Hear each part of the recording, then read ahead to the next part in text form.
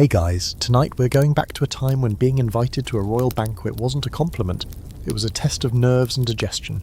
You're not here for the wine or the roast swan, you're here to survive. Because in a world where the line of succession was one slice of poisoned pie, away from a total regime change, dinner wasn't just dinner, it was Russian roulette on a silver platter. You probably won't survive this. So before you get comfortable, take a moment to like the video and subscribe, but only if you genuinely enjoy what I do here. No guilt trips, I won't send powdered arsenic to your inbox or anything. Also, where are you watching from? What time is it where you are? Drop your city and your local time in the comments. I'm always curious who's joining us in the late night history lounge. Now, dim the lights, maybe turn on a fan for that soft background hum, and let's ease into tonight's journey together. You step into the great hall, the air heavy with the smell of roasted meat, wine, and fresh herbs that somehow can't cover the sharper scent of polished brass and fear. Torches flicker along the stone walls, throwing shadows that dance behind silk-clad nobles and clanking servants. Long wooden tables are lined with dishes so extravagant it would be rude not to die for them. And that's the problem. You might. You're seated low on the pecking order naturally. Maybe you're a lesser cousin to someone vaguely important, or the heir to a tiny barony nobody really cares about, except when someone needs a test guest. The kind of noble who gets the same menu as everyone else, but none of the security. So when the roasted quail stuffed with golden figs lands in front of you, you do the only thing a half-smart courtier would do, wait to see who keels over first. To your left, a wine goblet, glistening, maybe sweating slightly in the warmth of the hall, and suddenly it hits you. You have no idea who poured it. The cupbearer is supposed to be trustworthy, but who even trusts their own mother in this place? Kings have fallen to fewer assumptions. The king himself sits elevated on a dais, his throne carved from dark wood, wearing a fur-lined robe that makes him look twice his size. He raises his cup and nods to the room. That's the signal. Everyone starts eating. You hesitate. Here's the thing, poison isn't always dramatic. It doesn't announce itself with a puff of smoke or a witchy cackle. It can be as subtle as a drop in wine or a dusting on a lemon tart. Royal food throughout history was a symphony of paranoia. From Rome to Versailles, from Moscow to Beijing, the richer you were, the more likely someone wanted you dead. Quietly, elegantly, and preferably in a way that left no blood on the tapestries. A royal banquet was an act of performance as much as power. Plates gleamed, peacocks arrived refeathered post-roast. Marzipan towers defied gravity, but beneath all the spectacle, every bite was a gamble, especially for the people closest to the throne. Suddenly a murmur, then a cough, a loud one. Every head turns. A man across the table, dressed in blue velvet, drops his knife. It clatters. His face flushes red, then a shade of purple. Gasps flutter through the crowd like moths through a candlelit room. And just like that, the room freezes. The court physician rushes forward, but not too fast. Nobody wants to look guilty by being the first to move. The man gasps, his eyes bulge, and then he recovers. Just a swallowed cherry pit. The hall exhales. Nervous laughter bubbles up. The king chuckles dryly. You do not touch your quail. And this is only the first course. Historically, these moments were not uncommon. Royal courts were like Game of Thrones, but with more wigs and passive aggression. In ancient Rome, Emperor Nero supposedly had food testers, cupbearers, and even taster birds. Tiny pets fed scraps of his meals to detect toxins. Legend has it some monarchs kept trained animals specifically for this grisly purpose. One French king reportedly trusted a parrot to scream when food smelled off. Wild, possibly apocryphal, but honestly, not surprising. One of the fringe realities of royal cuisine was how it evolved not for flavour, but for fear. Historians still debate whether certain spice-heavy dishes were meant to preserve food, or just to mask the bitterness of added poisons. Was that cinnamon or powdered belladonna? No one could say with confidence, especially if they were convulsing under the table. There's even ongoing scholarly debate about the psychological impact of long-term food paranoia. Some rulers developed a kind of edible PTSD, like King Mithrates of Pontus, who we'll meet later, and who microdosed himself with poisons for years out of sheer fear. Others surrounded themselves with layers of tasters, advisors, priests, and scapegoats, until eating became a religious rite of caution. Back at your table, dessert is being served, almond pastries, glowing with glaze, still steaming. You remember that the scent of cyanide is famously like bitter almonds.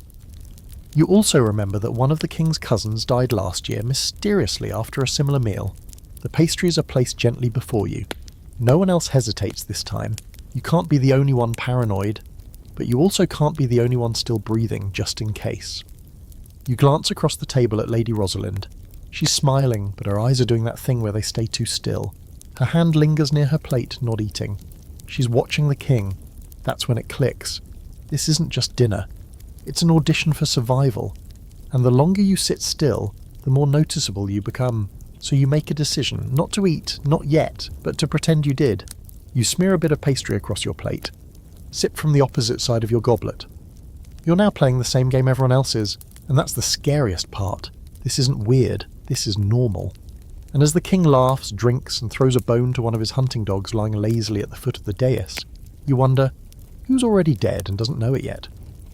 You lean back, heartbeat steady but shallow, as music fills the hall again, and a servant asks if you'd like more wine. You smile and say, only if you drink it first. You never thought you'd envy a man who might die from dinner, but here you are, locked into eye contact with the royal food taster, arguably the most pitiful, paranoid soul in the kingdom, and something in you whispers, at least he has a job. A terrifying job, sure, but a job with a purpose. You, on the other hand, are just bait with a nice hair. The taster stands about 10 feet from the king's dais, a lean man in stiff, pristine court garb that's probably tailored with just enough extra room to hide a pouch of antidote, or at least a prayer charm. You can see the way his eyes scan each dish, flitting over glazed fowl, golden pies, ruby-coloured compots and sparkling wine goblets. His mouth tightens every time a new course arrives.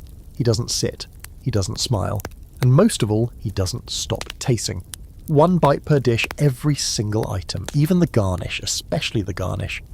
You watch him as he breaks off a piece of caramelised apple from a plate meant for the Queen Mother, chews slowly, waits a beat, then nods to the steward. Only then is the dish considered safe, and even that's optimistic.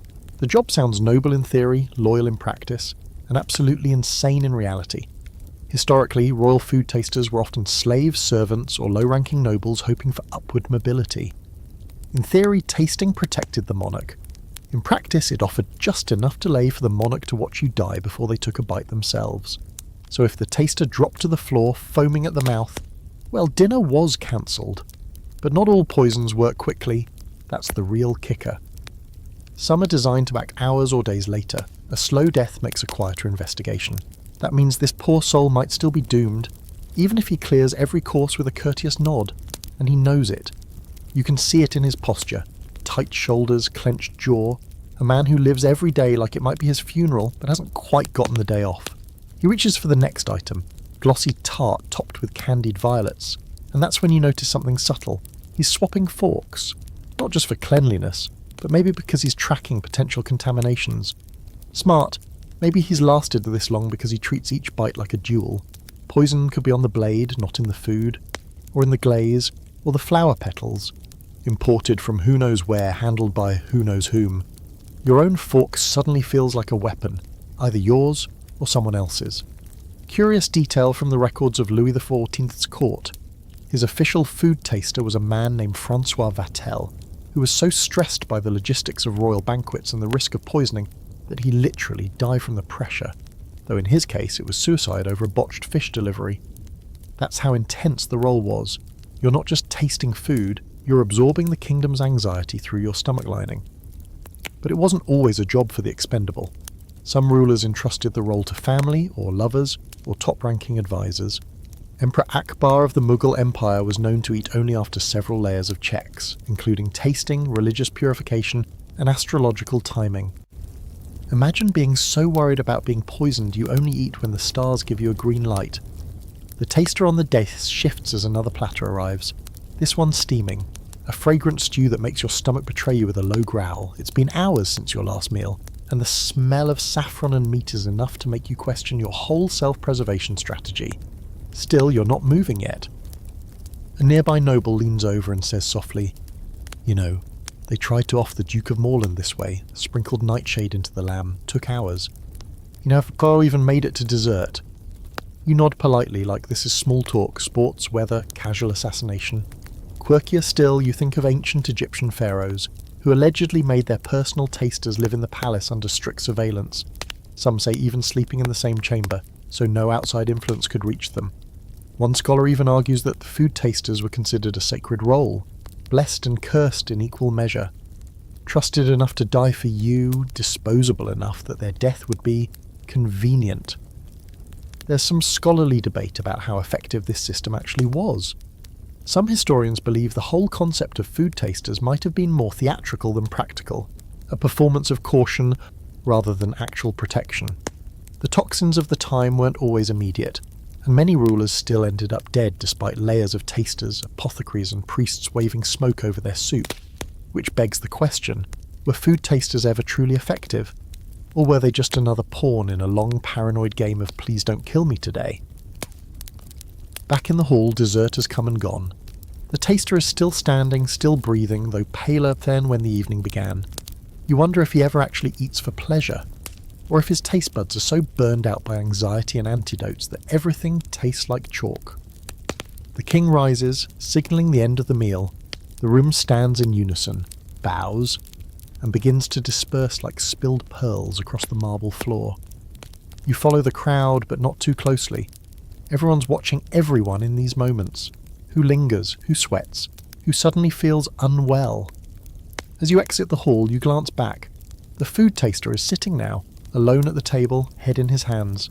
Whether it's relief or regret, you can't tell. Out in the corridor, the air is cooler. The stone walls smell of age and candle wax. You walk with purpose, but inside your stomach churns. Not with poison, thankfully, but with the growing knowledge that your days at court might involve far more caution and far less eating than you'd hoped. Someone once said, "You are what you eat." But here, in this world of silk and silver, you are what they want you to be. Dead, alive, useful, disposable, all depending on who's cooking. You wake up the next morning still full of uneaten food and half-chewed dread. The banquet lingers in your mind like a greasy aftertaste. Too rich, too strange, and just a bit too quiet. No bodies dropped overnight, at least not any you heard about.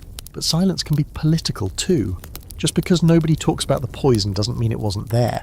Here in the palace, not dying is considered polite. Mentioning why you might have died, extremely rude. You dress carefully, in layers chosen less for fashion, and more for how well they hide sweat stains. Today's breakfast is served in the smaller solar chamber, a more intimate setting, which really just means fewer witnesses if something goes wrong.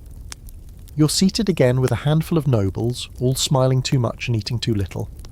Everyone stabs at figs and chews bread like it might explode. And that's when it truly sinks in.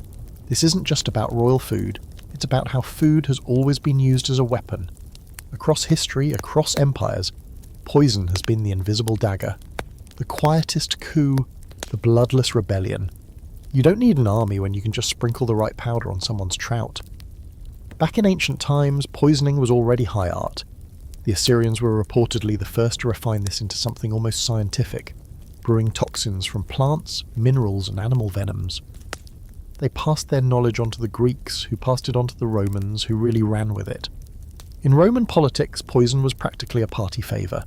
When Emperor Augustus's niece Julia was suspected of poisoning multiple rivals, people barely flinched. The Senate held more trials for poisonings than for outright murders. You're handed a cup of goat's milk sweetened with honey.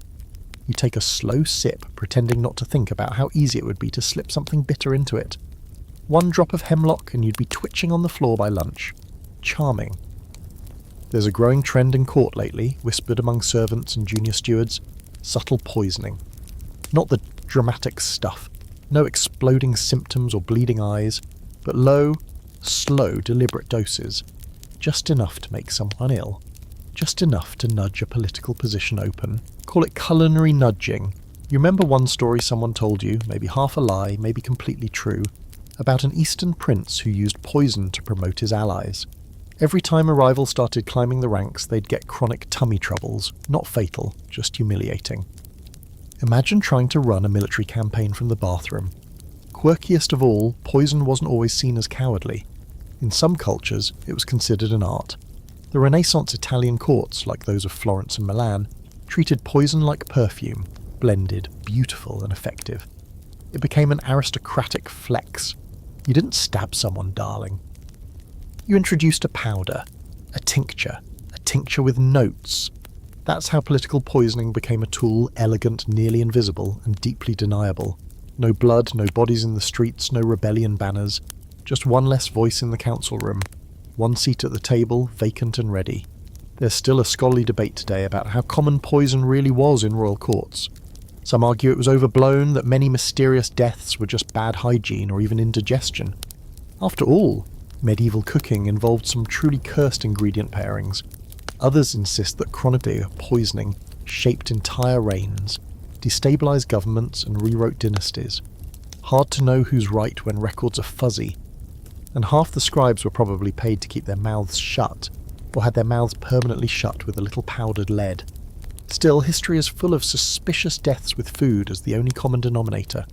The young Duke of Brittany, sudden illness after supper, Queen Juana's advisor, collapse during dessert, Cardinal X, whose name no one dares say aloud in this very hall, choked on a fig supposedly, but the man next to him moved up 3 titles the next week. You're barely 3 bites into a poached pear when one of the ladies at your table excuses herself.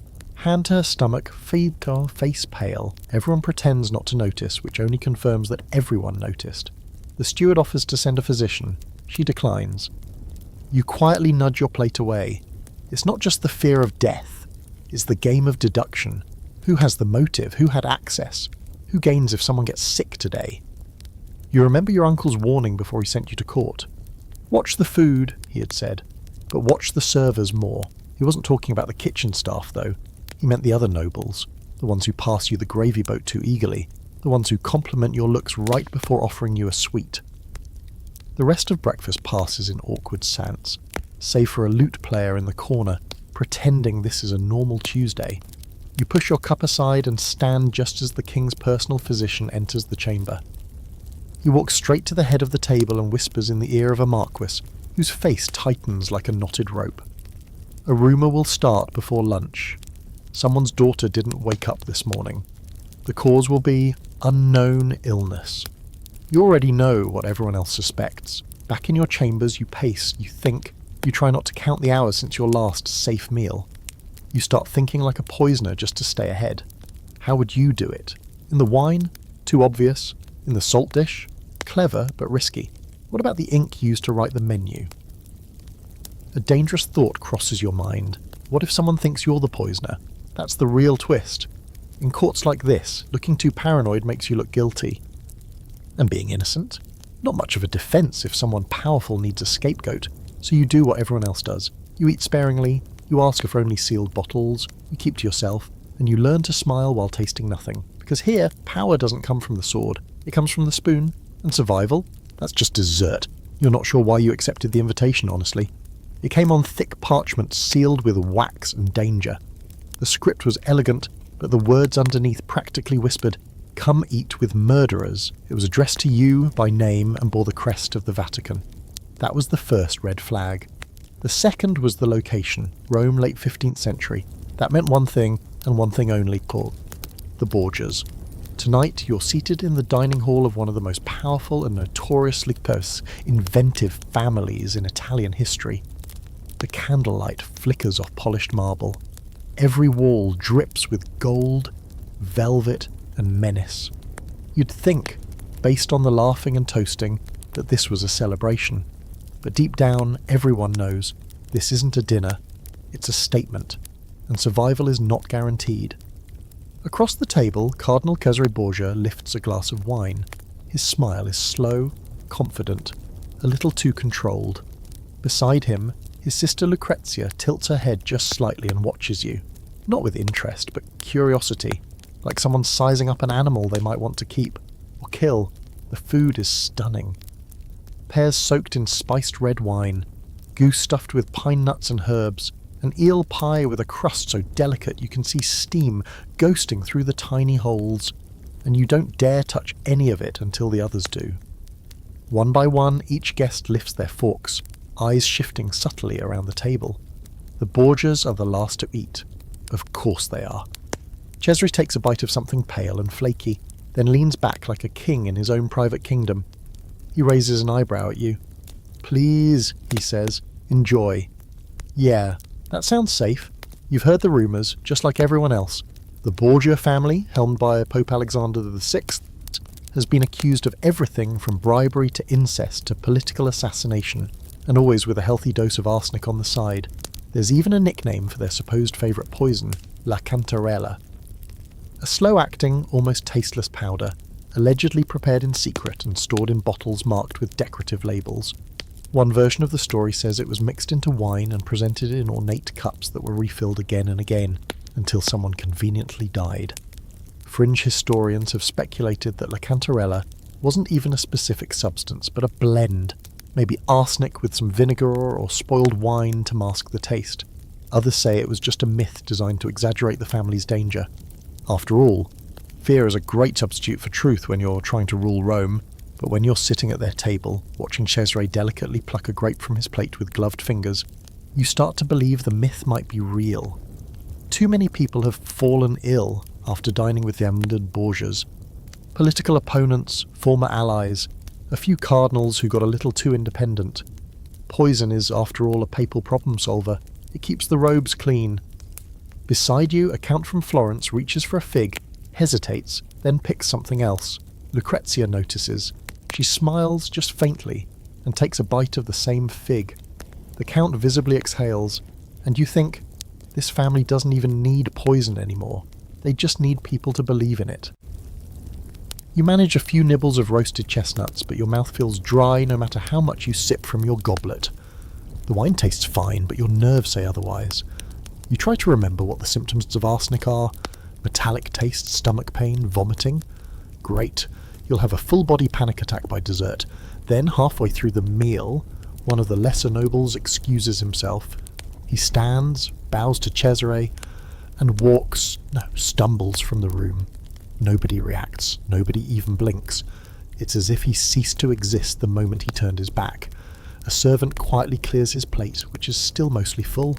That's how fast fortunes change in this room. That man was someone's cousin, probably.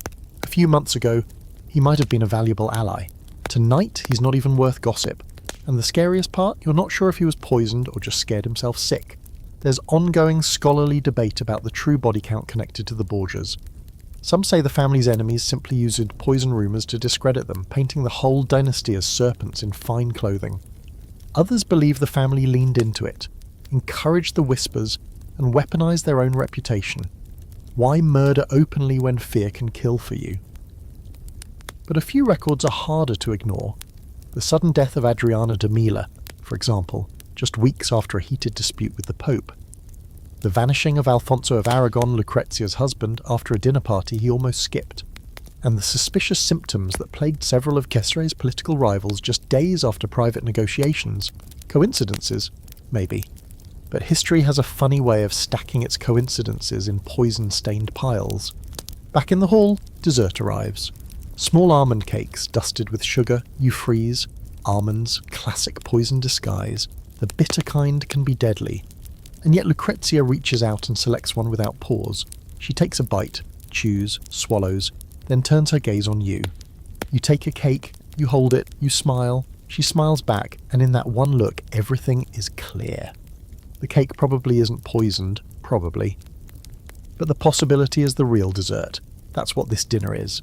A test, not of loyalty or intelligence, of control. They want to know who flinches, who hesitates, who dares to trust or dares not to. You eat the cake. It's sweet, soft, slightly bitter around the edges. You're still breathing. For now. The night winds down, the candles burn low. One by one, guests bow and depart, their faces still wearing their public masks. You do the same, heart thudding like a slow drumbeat under your ribs. As you pass Lucrezia, she offers a final gentle nod. You survived the Borgia dinner party, but you also learned the game. And that's worse, because now you know how to play it.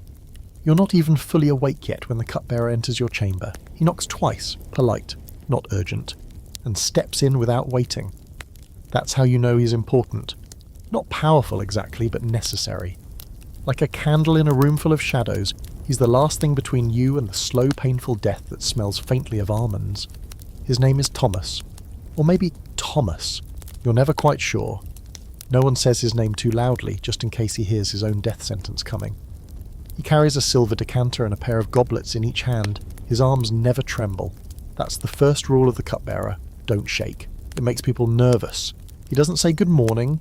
He sets the decanter down, uncorks it with a small twist, and pours the wine with careful grace. Then, as always, he drinks first. 1 sip, swirl, swallow, wait, 10 seconds, 20. You sit there on the edge of your bed, watching this little theatre unfold. The early morning sun casts pale lines across the floor, turning the wine a dangerous shade of red. Thomas swallows again and nods once. Then, and only then, he hands you the second goblet. It's breakfast wine, which tells you everything you need to know about this court. In royal households across history, the cupbearer was more than a glorified waiter. He was gatekeeper, confidant, executioner and sometimes spy, trusted enough to be near the king's lips, but always just one drop away from becoming the last face a monarch ever saw. A strange job, really. You're either too loyal to betray your lord, or the perfect candidate to do it. The Persians made the role sacred. In some courts, the cupbearer had to be a eunuch, not because of loyalty, but because a man without heirs made fewer enemies. The Greeks, meanwhile, made it romantic, sometimes literally. A trusted cupbearer might become a lover, or a weapon, or both. There's a whisper of a legend that the last king of Lydia, Croesus, the famously rich one, was brought down not by war or famine, but by his cupbearer, who served loyalty chilled with a dash of belladonna. Of course, historians still debate that. Some argue Croesus died in battle, others say he lived out his years as a prisoner. But in any case, the cupbearer never wrote his side of the story. That's the thing about this job. If you do it right, no one remembers you. If you do it wrong, everyone remembers you, and then kills you. Back at court, Thomas follows you throughout the day just as he always does. He's not intrusive. He moves like a shadow. When you speak to others, he waits a polite distance away. When you sit for counsel, he lingers behind your chair, but always with the flask, always with 2 cups, and always with the expectation that he will drink before you.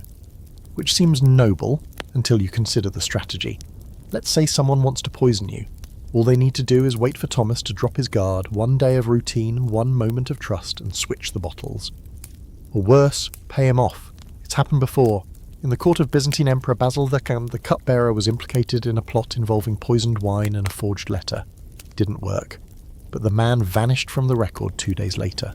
No trial, no grave, just gone. Then there's the case of King Edward VI of England. At age 15 he fell gravely ill and died over the course of several weeks. Some claimed tuberculosis, others hinted at poison.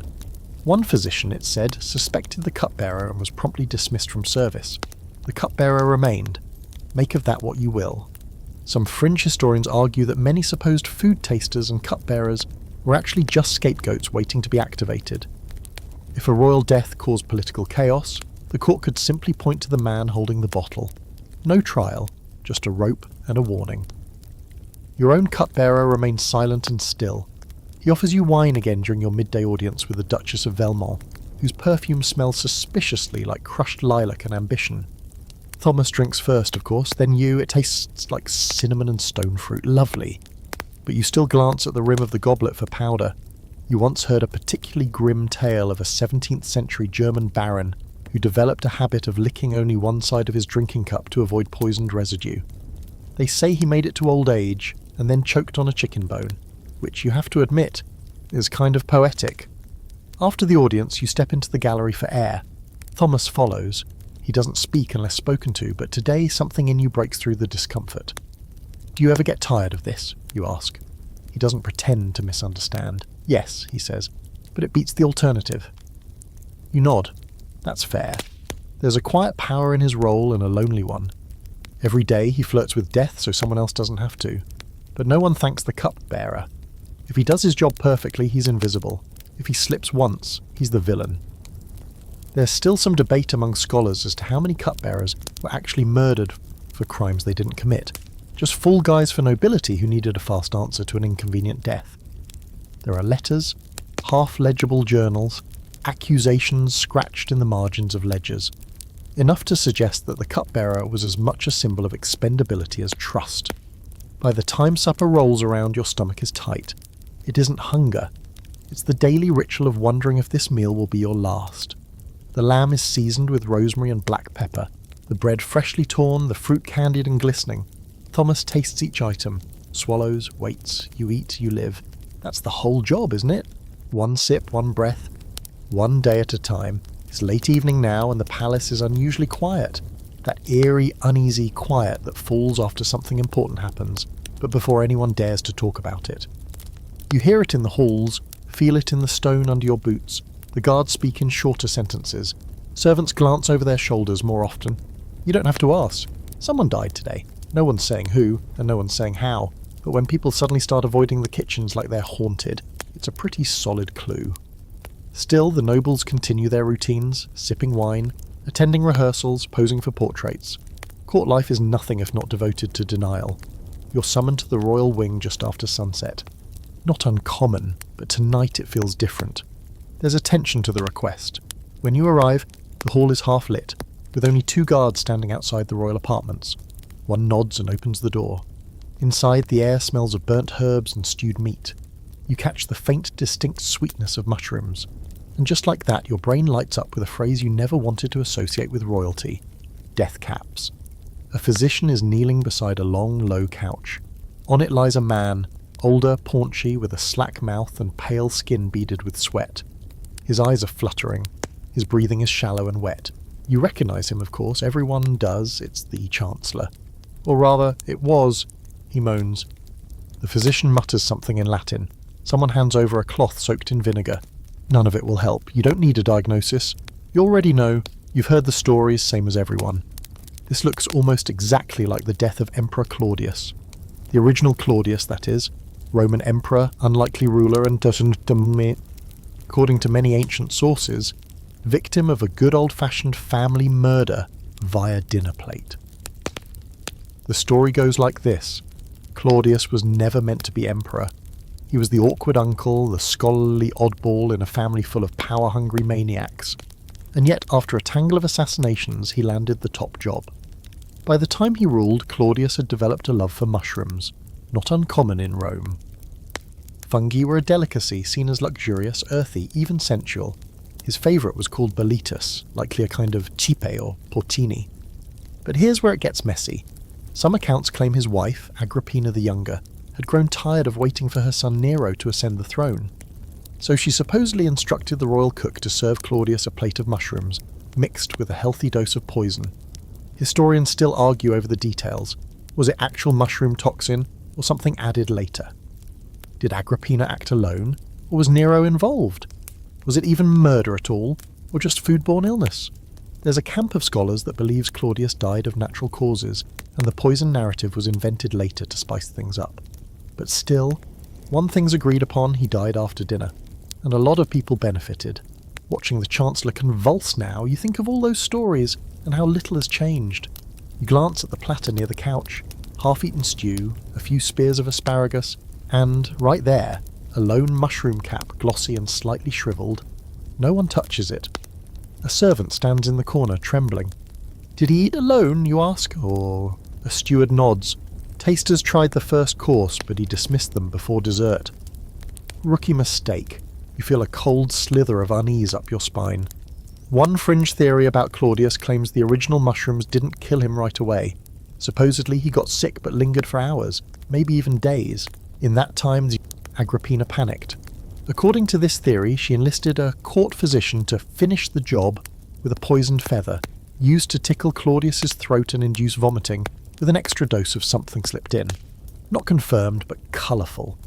It speaks to how desperate court players can be when plans don't go precisely right. Back in the royal chamber, the physician rises, gives a short shake of the head, and steps aside. The Chancellor's face is still. Gone. The guards move to cover the body, but not before you catch the slight greenish hue to his skin. If that isn't poison, it's the best impersonation you've ever seen. You're ushered out shortly after, the door closed behind you. In the hallway, the servants are already starting to whisper. You catch phrases like, last night's stew, and he had seconds. But you know how this works. By morning, the story will have changed 3 times. By the end of the week, the Chancellor will have passed peacefully in his sleep, and the mushroom will be quietly forgotten. This is how royal poisonings survive. Not through what's said, but what's never officially written down. Someone will scrub the records, the cook will vanish, The tasters will be reassigned.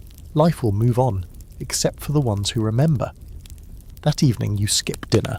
Not out of fear, not exactly. You're just not in the mood to play Russian roulette with your supper plate. Instead, you take a walk in the outer gardens, yes, watching torchlight dance off the trimmed hedges and fountains. The moon is full, quiet, heavy. You sit on a stone bench under a pear tree and think about mushrooms, about how something so earthy, so innocent can be twisted into a tool of calculated malice. It's not even a complicated poison. The death capper mushroom looks similar to harmless varieties. That's what makes it so insidious. It pretends, like most things in court. The more you think about it, the more it all makes sense. Poison isn't just a killer, it's a metaphor. It slips in through the smallest gesture.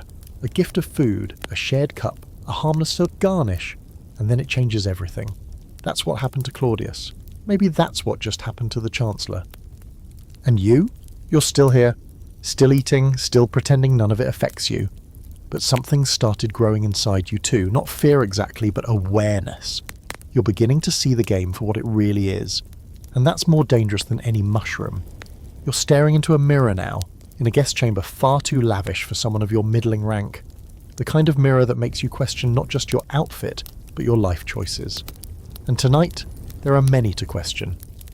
You've been summoned to a private tea with Lady Cecily of Winthorpe, a noblewoman known for her beauty, her wit, and, unfortunately, the number of husbands she's outlived. 3, to be precise. All dead under suspiciously gentle circumstances, fevers and fainting spells, and in one case a tragic fall into his own fish pond. You suppose it happens. You button your collar tighter, and remember what people always whisper about Cecily. She never raises her voice, just her teacup. It's a small salon where the tea is served, draped in green damask and lit by oil lamps that cast shadows too large for the room. The furniture is delicate, the atmosphere is not. A footman brings in the tea set, delicate porcelain painted with soft roses, and a plate of dainty cakes arranged like a still life. Lady Cecily is already seated, her blonde hair pinned perfectly, her smile a half-curved mystery. "Do join me," she says, voice like velvet over glass. You sit. She pours the tea herself. No servant touches it. You note that carefully. She handles the pot with long, graceful fingers. No shaking, no hesitation. You wonder how many times she's done this exact routine down to the minute. You wonder how many people have watched her stir sugar into a cup and never seen the end of the week. There's a distinct, sharp sweetness to the steam rising from your tea. Floral, but metallic underneath. You breathe it in, chamomile and something else, something bitter hiding beneath the calm. You hesitate just for a second, before she lifts her own cup and sips, which is where the rules of this deadly little game start to blur. You've heard of poisons that take hours to work, or that require multiple doses. Some can be metabolized slowly, like arsenic laced into water, absorbed over weeks. Others are harmless in small amounts but deadly when paired with specific foods. Lady Cecily knows this. She plays the long game. She could sip from the same poisoned cup as you, and still walk away unscathed, either because she has the antidote, or because she's built up a quiet, calculated immunity. You sip. Tastes fine, fragrant, delicate. You put the cup down slowly. You think about Elizabethan England, where this kind of parlour trap was practically a national sport. Arsenic became so fashionable, it was used not just in food, but in face powder. Yes, literal poison dusted onto cheeks and foreheads to get that pale, ethereal look. They called it Venetian ceruse. Women layered it on, day after day until it seeped into their blood. Some even died from it. Others just looked like they were dying, which, at the time, was apparently in style. Of course, it wasn't just women painting themselves to death. Arsenic was the toxin of choice in Elizabethan court intrigue, not least because it was easy to acquire and hard to detect. No smell, no taste, and if done carefully, it mimicked natural illness. Fever, stomach cramps, vomiting. A few days later, death. And no one the wiser. Well, almost no one. There's still debate among historians about how many noble deaths in the 16th century were actually poisonings in disguise. Medical records were scarce and biased, and coroners could be bought for the price of a new horse. Some scholars argue that more than half of court illnesses during Elizabeth I's reign might have involved deliberate poisoning attempts, either successful or interrupted. Others say that's wildly exaggerated, and most nobles just lived terrible lifestyles and died of equally terrible hygiene. You look up. Lady Cecily is watching you over her teacup. Her eyes are serene, unreadable. You wonder how many guests have sat in this exact chair and tried to puzzle out whether the tea was safe while still trying to make charming conversation. She lifts a cake and offers you one. You hesitate again. It's small, sugar-dusted, topped with a crystallized violet, almost too pretty to eat, or maybe just pretty enough to kill with style.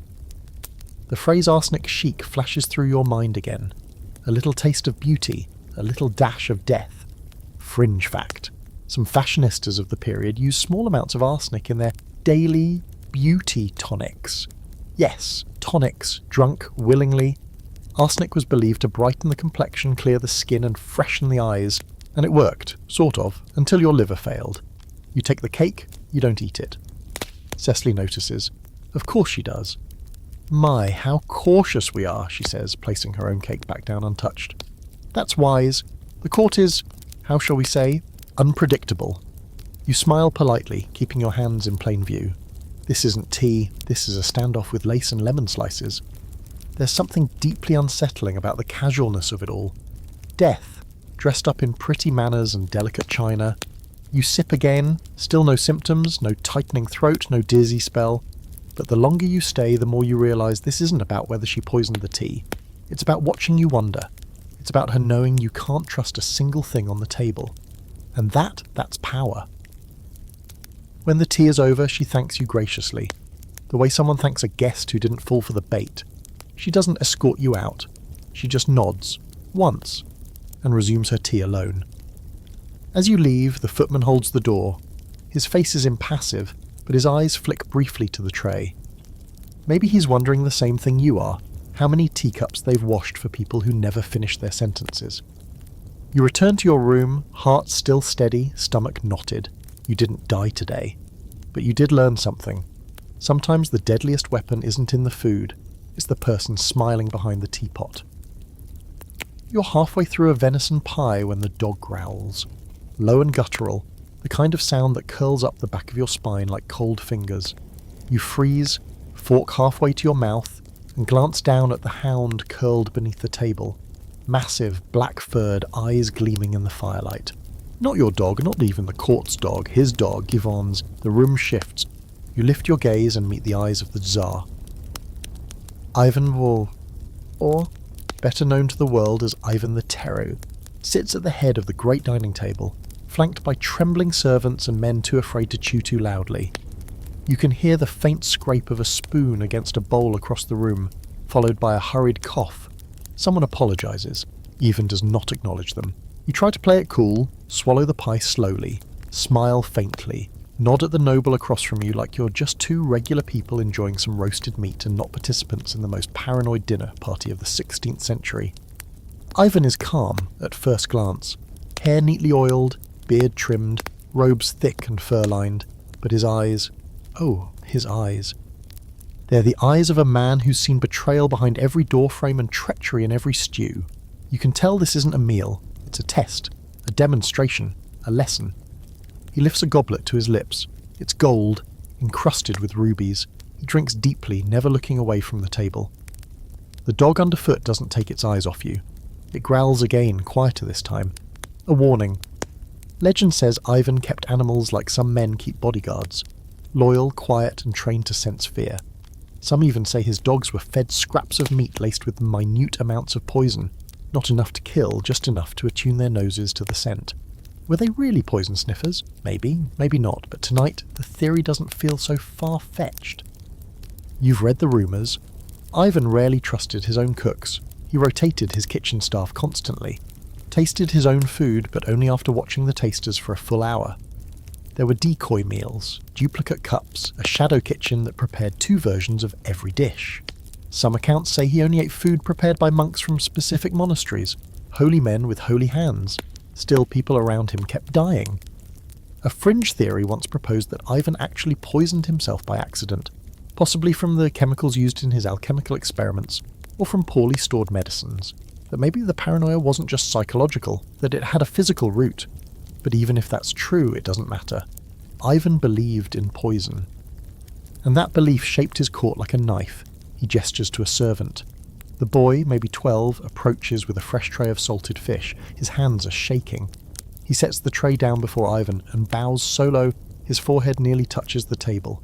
Ivan lifts a slice of fish, holds it to the candlelight, sniffs, then hands it to the boy. You don't move? No one does. The boy stares at it. His lips part, but no sound comes out. Ivan tilts his head and smiles, just a little.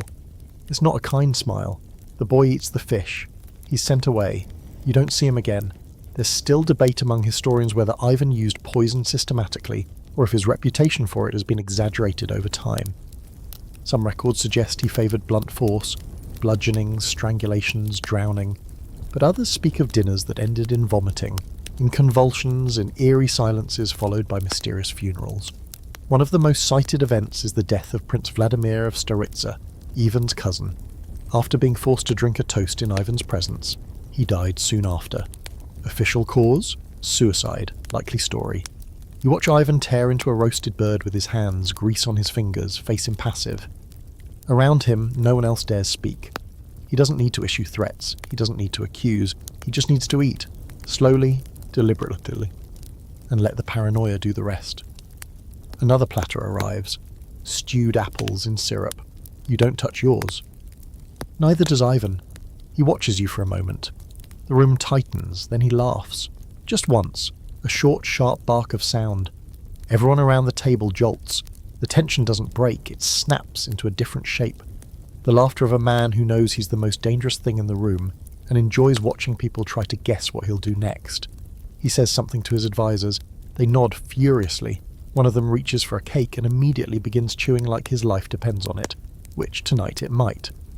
You know Ivan's history with betrayal runs deep. He lost his wife Anastasia under suspicious circumstances. Some believe she was poisoned. It broke something in him. After that, no one was safe. He created the Oprichnina, a secret police force tasked with rooting out treachery, often with ritualistic cruelty. And when he wasn't interrogating enemies, he was hosting feasts like this. Lavish, chilling, surreal. Food served with side orders of dread. There's a story about how, near the end of his reign, Ivan began to keep a rotating set of body doubles, even for meals. Men dressed like him, seated at decoy tables, fed from silver plates while he watched from the shadows. Was it real? Scholars disagree. But it sounds like something he'd do. Tonight, no doubles, no distractions, just you and him and the food. You manage another bite, just to stay normal, just to blend in. It's tasteless. Your mouth is dry. Ivan finishes his meal and rises. No farewell. No speech. Just a nod, and he's gone. Robes dragging behind him like a shadow with fur trim. The dog follows. The table exhales. You sit back, aware of the silence he left behind, aware of the sweat at your temples and the still untouched apples on your plate. You survived dinner with Ivan the Terrible. Congratulations. You may now continue your life of quietly spiralling paranoia. You're in a palace now that doesn't quite look like any other you've seen. The air smells of jasmine and lacquered wood. And the floor beneath your feet is so polished you can see your reflection walking beside you, slightly distorted, as if even your shadow isn't quite sure it wants to stick around. You're in the heart of Ming Dynasty China, deep inside the Forbidden City, where the walls are thick with silk and secrets, and the kitchen staff outnumbers the guards. That alone should tell you something. Tonight's menu, delicate, exotic, and more than a little alarming. A servant in pale blue robes leads you down a long corridor lit by glowing lanterns. He never speaks, only gestures, politely but firmly, until you're seated on a cushion before a low lacquered table. The food is already waiting. You've been invited to dine with a minor prince, one of those relatives who's technically not close to the emperor, but still important enough to be inconvenient. You've never met him, which makes this invitation either an honour or a polite execution. You glance at the dishes spread out before you like a painter's palette. Bird's nest soup, sea cucumber, lotus, root in syrup, and something unidentifiable that looks like a cross between a dumpling and a sea anemone. Everything smells incredible. Everything also screams mildly unsafe for human consumption. And then there it is, right in the centre, a small black dish, containing what looks like thin papery shavings dusted in red powder. You lean forward. The scent is sharp, earthy, with an undercurrent of something musky. It smells like a forest after rain. A servant leans in and says softly, "Lingji," that you nod like that helps. Lingji, also known as the reishi mushroom, is famous in traditional Chinese medicine. A supposed elixir of immortality if you believe the old books. Said to boost life force, extend lifespan, and ward off disease. But depending on how it's harvested and prepared, it can also be incredibly toxic. Welcome to ancient medicinal cuisine, where healing and killing are often just a question of dosage. You pick up your chopsticks slowly and try not to look like you're calculating how many bites will be required for plausible deniability. The prince arrives shortly after, swanning into the room in gold-trimmed robes with a grin too wide for comfort. He says little, smiles a lot, raises his cup in a toast. You do the same and sip the plum wine, sweet, slightly bitter. Hints of something unplaceable, your stomach clenches. Was that ginseng, or powdered root of something much worse? Historical records from the Ming court describe meals that were part political ballet, part biochemical experiment. Emperors routinely hired imperial food inspectors, whose entire job was to taste each ingredient, observe how it reacted in the mouth, and then wait several hours before approving the dish for royal consumption. These inspectors, surprisingly, were not always low-ranking servants. Some were physicians, monks, or even retired generals with good reputations and apparently expendable health. There's an open scholarly debate about the true cause of Emperor Yongl's death, officially a stroke, but letters discovered in the archives hint at something darker. One document mentions bitter wine and a restless night. Another refers to the palace physician's dismissal. Whether he died of illness, stress, or a well-seasoned bowl of poisoned broth, we may never know, but the suspicion lingers like smoke in silk. Back at your table, the prince nudges a dish toward you. "This is special," he says, "prepared just for tonight." You glance down. It's pale, quivering, and topped with tiny flecks of gold. Looks innocent enough. The prince takes a bite, chews slowly, swallows, then smiles at you. You follow suit. It's soft, slightly sweet, and then metallic. Not strong, but distinct. Your mind lights up with possibilities. Mercury, arsenic oxide. Real gold leaf can cause poisoning too if it's impure. You chew like you've retrained your entire life for this moment. You smile, you swallow, and you pray your liver forgives you. The prince begins talking about trade routes, about ambassadors, about the flow of silk, tea, and whispers across borders. You nod, add vague responses. You're not here for the politics, you're here to not die. Quirky fact, Ming emperors sometimes demanded bizarre rare ingredients in the belief that rarity equaled safety.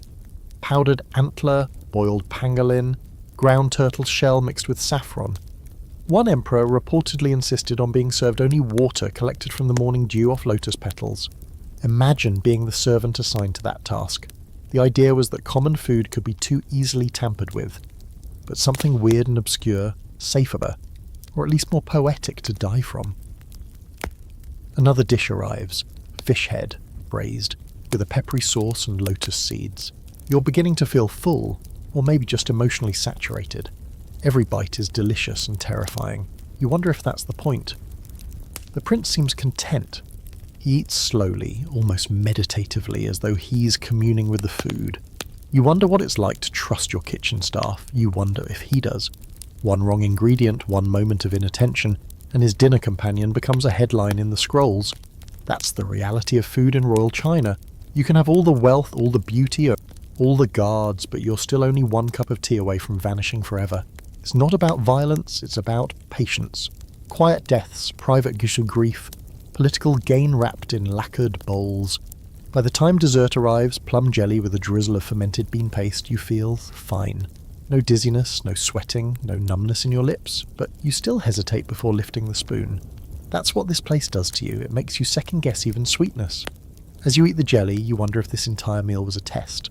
Of loyalty, of fear, or just an old tradition, dusted off and passed down like an heirloom dagger. You watch the prince wipe his mouth, rise, and bow his head slightly. "Until next time," he says. And you think, maybe there won't be one. It's been 3 days since you've touched anything that didn't come from a sealed container, and even that you swished around in your mouth like a chemist before swallowing.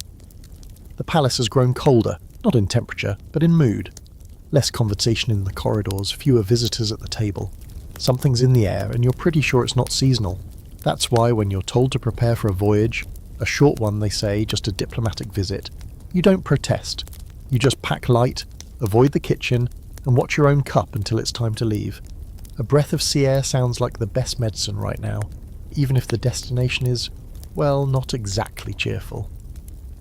St. Helena, a small, remote island stuck in the middle of nowhere, mostly known for housing the world's most dangerous political inconvenience, Napoleon Bonaparte.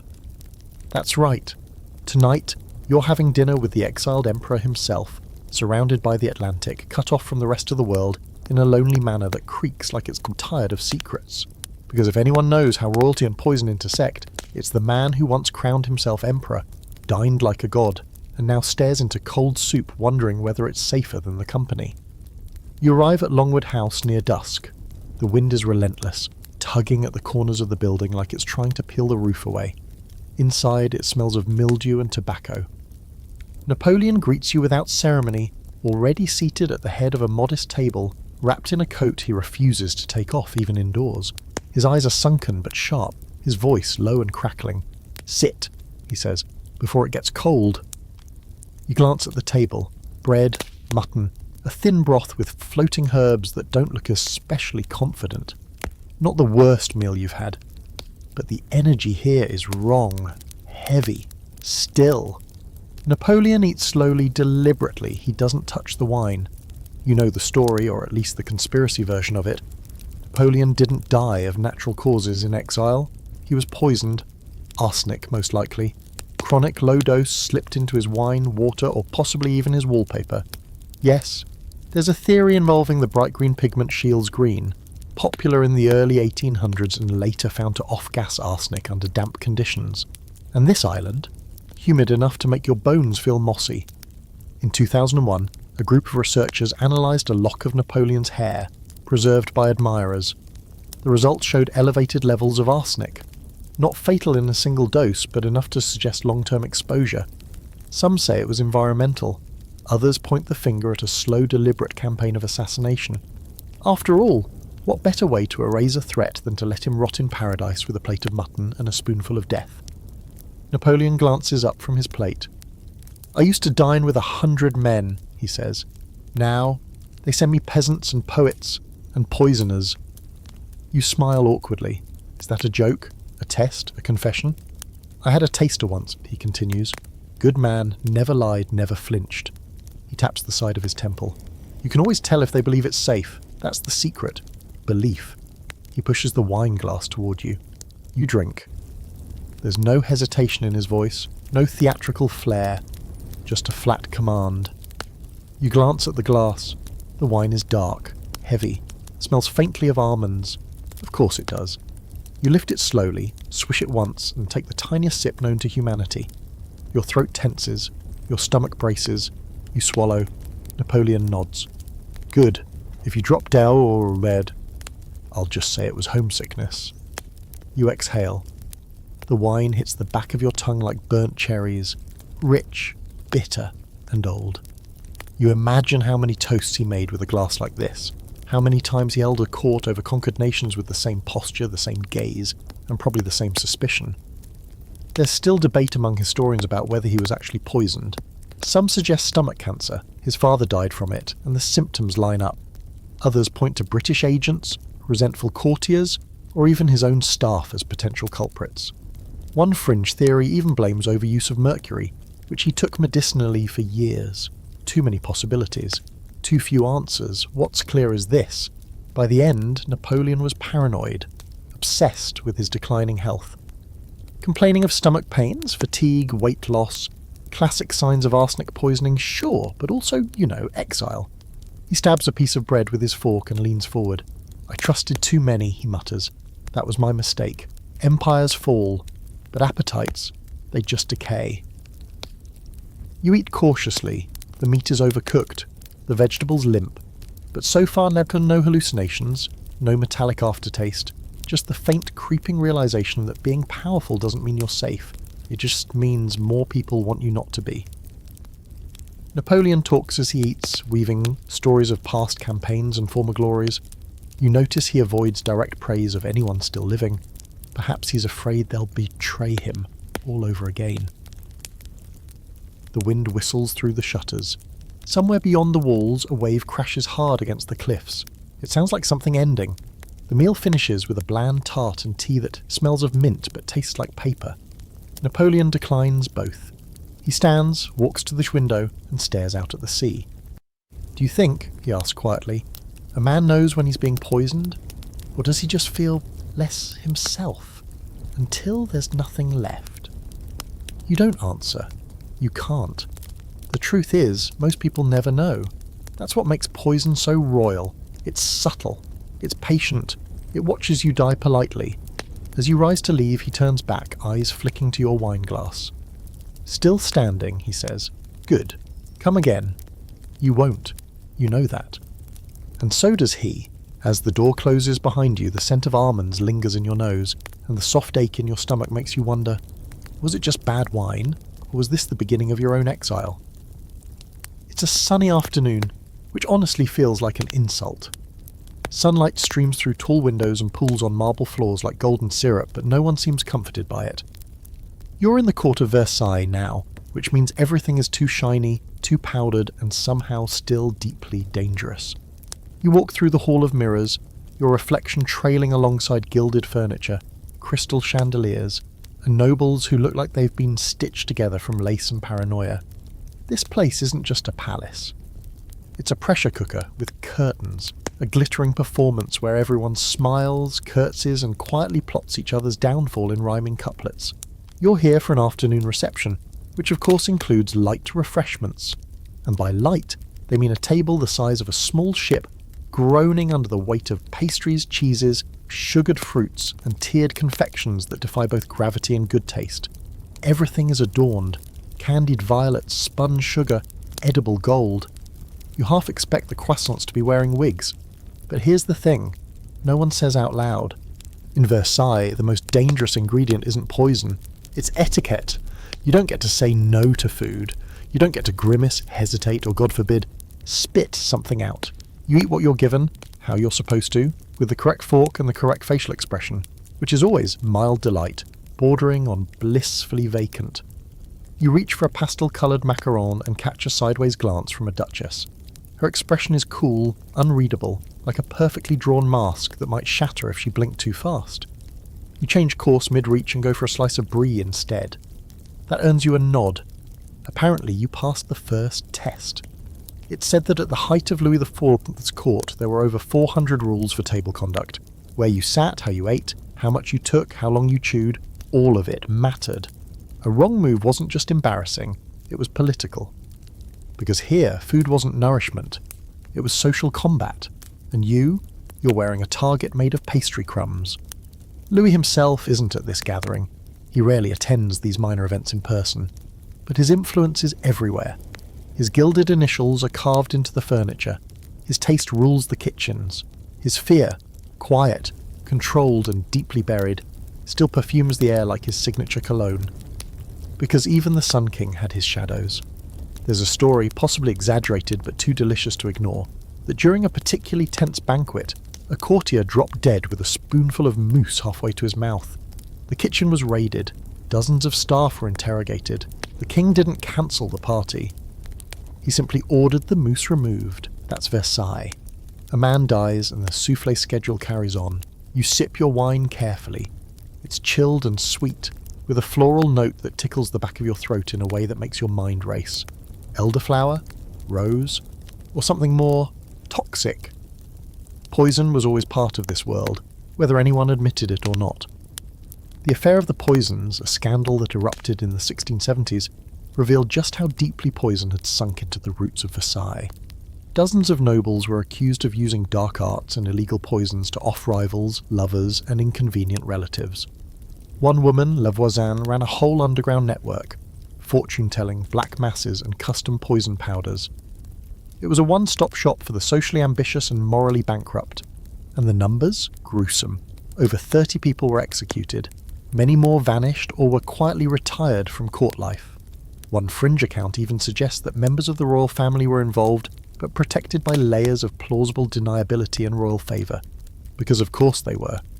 You try not to let your hand shake as you reach for another delicacy, candied orange peel dipped in chocolate. A footman passes with a silver tray of petit four. You politely decline. The footman doesn't flinch, but you catch the twitch in his eyebrow. That was a breach. A tiny one, but a breach nonetheless.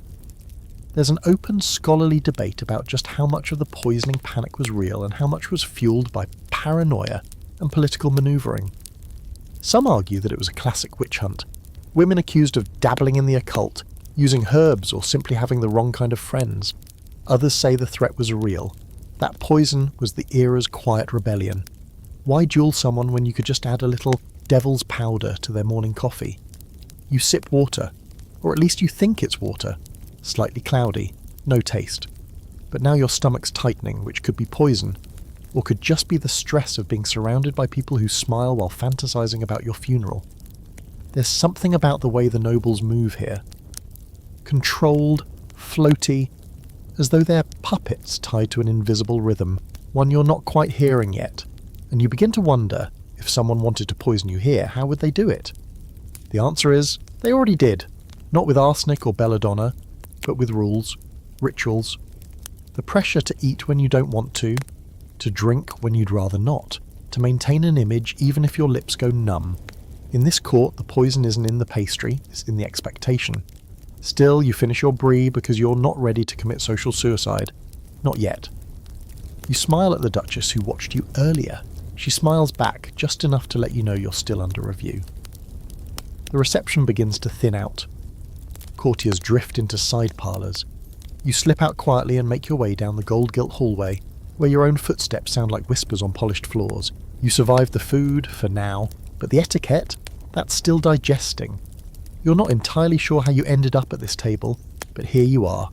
Elbows tucked in, goblet untouched, trying not to make eye contact with any of the Medici, which in itself is suspicious. Make eye contact. Bold.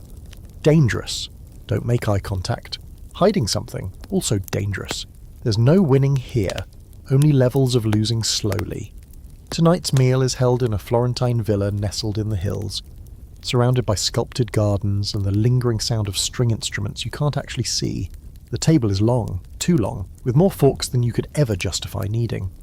You sit halfway down, but you can still feel the gravitational pull of the power seat at the head.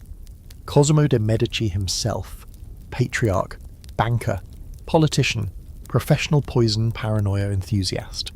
The food is extravagant in that effortless Italian way. Handmade pasta, olives so glossy they reflect candlelight, roasted quail, figs wrapped in prosciutto. It all smells amazing. It also smells dangerous, because this isn't a dinner. It's a blood test you have to swallow.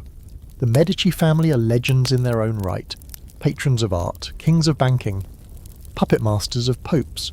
But beneath the frescoes and philanthropy, they also built their empire on quiet manipulation, debts called in at just the right moment, and, if rumours are to be believed, the occasional spiced wine with an unexpected kick. You sip water instead. The woman seated beside you is a cousin of the family, second cousin, technically. She leans over and whispers behind her fan, "If they serve the artichoke hearts, don't eat them."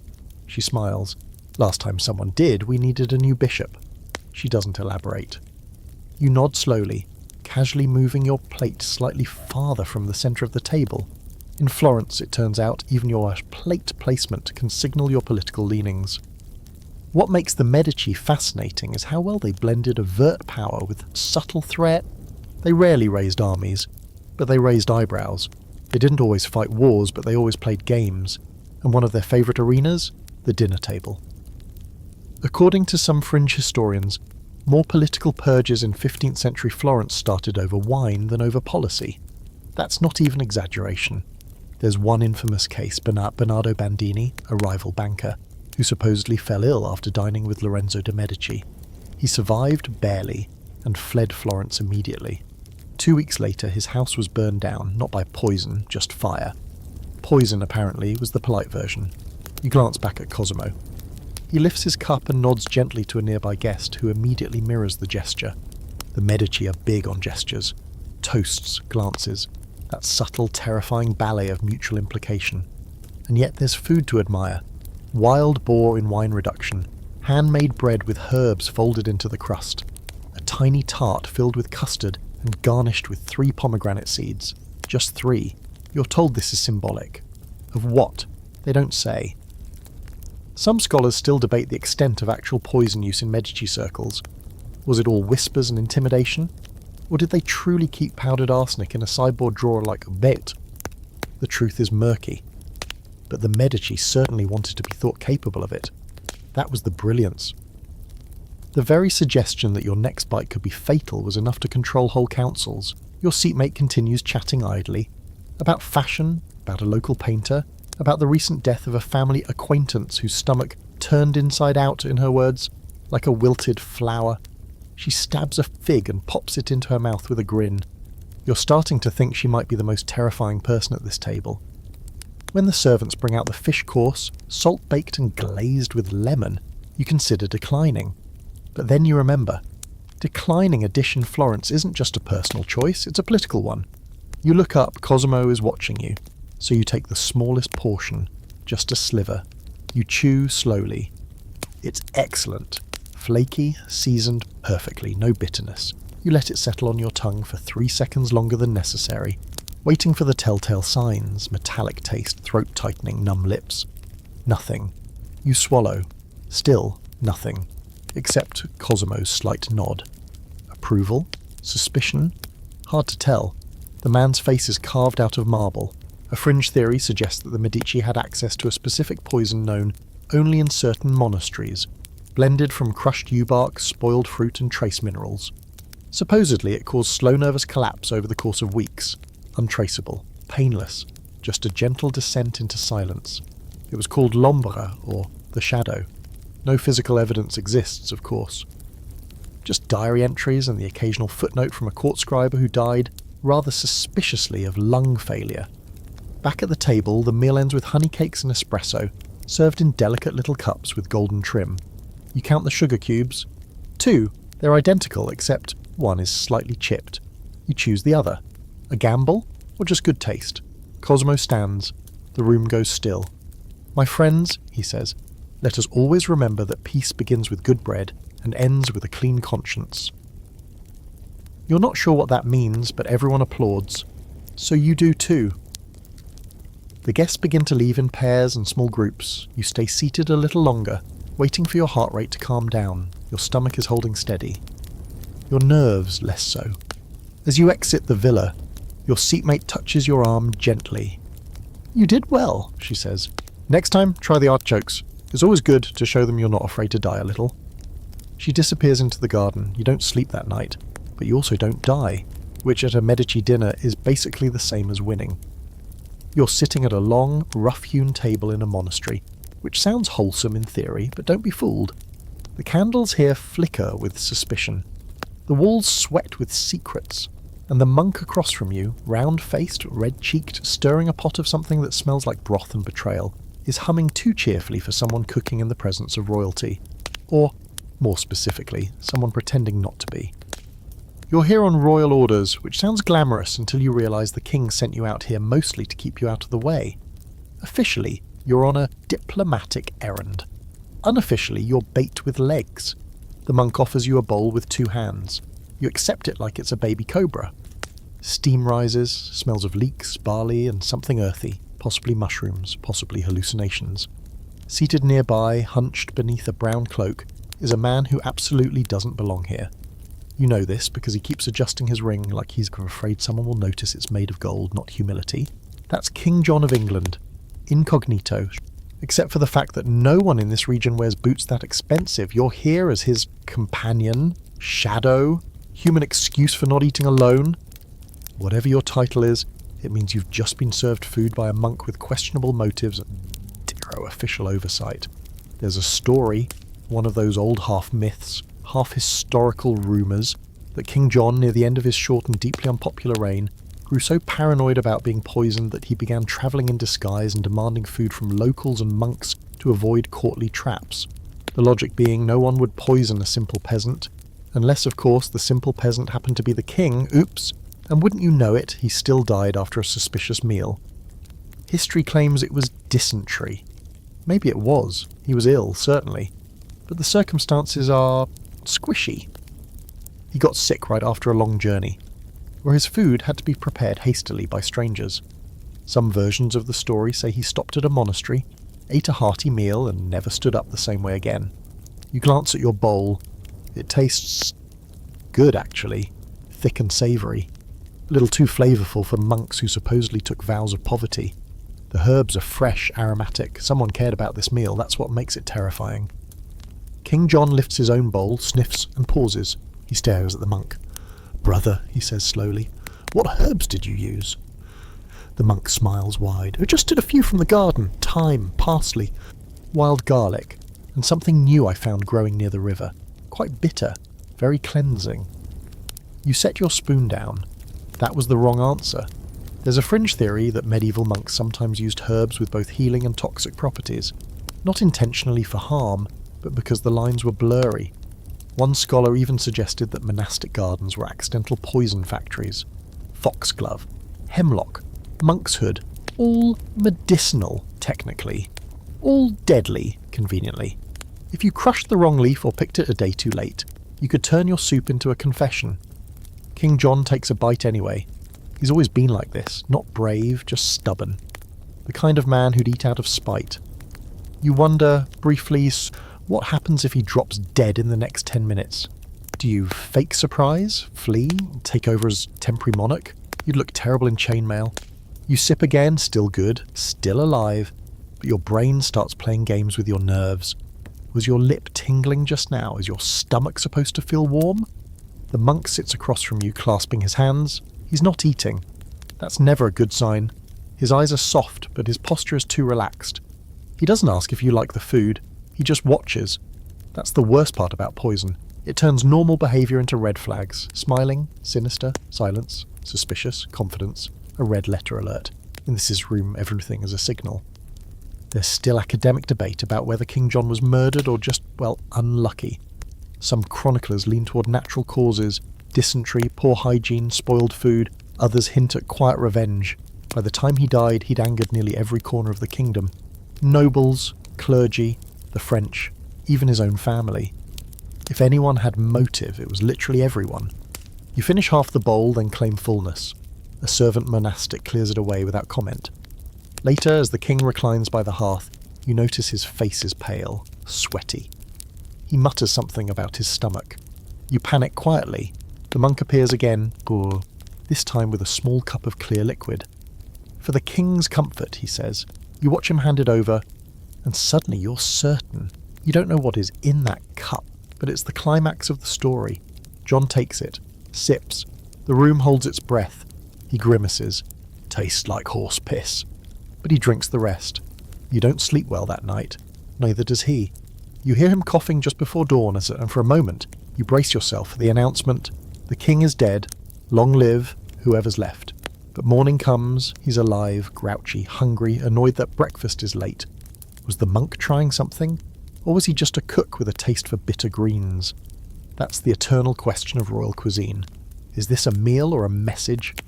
You leave the monastery by midday, and the king swears off monk-made soup for life. You keep thinking about the flavour, the richness, the bite of something unidentifiable. Maybe the monk wasn't trying to kill you, but maybe he was just giving you a preview. The first thing you notice is the cell. Cloves, citrus peel, and something metallic underneath. Faint but insistent, like old coins steeped in perfume. You're inside the royal travelling tent of Catherine de' Medici, and it's less of a tent and more of a mobile war room wrapped in velvet. Everything is upholstered, everything gleams, and in the centre of it all sits Catherine herself, regal, watchful and surrounded by what looks suspiciously like a personal spice market. She waves you in like a queen holding court at a tea party. "You're just in time for our little tasting," she says, voice smooth and dry, like polished wood. You bow, obviously, sit cautiously, and then try to pretend that the table between you, covered in dishes, glass bottles, silver vials, and tiny linen sacks, isn't an apothecary disguised as a buffet. This isn't your average French afternoon snack. There's a crystal plate of sugared orange rinds, a delicate bowl of stewed pears, slices of white cheese flecked with herbs, and in the middle an object of quiet terror, a carved wooden box filled with dozens of tiny jars and pouches. Her culinary luggage, as they call it, and every one of them could contain life, or death. You've heard about this, everyone has. Catherine de' Medici, Queen of France, born of the legendary Medici family in Italy, arrived at the French court in the 16th century with trunks full of flavour and fear. She brought her chefs, her perfumers, her physicians, and, most notably, her personal stash of imported spices and potential poisons. They said she could mix a dinner party and a death sentence in the same hour. Whether it was fear or fascination, the French nobles began whispering about Catherine's mysterious Italian powders. Some believed she had a poison for every mood.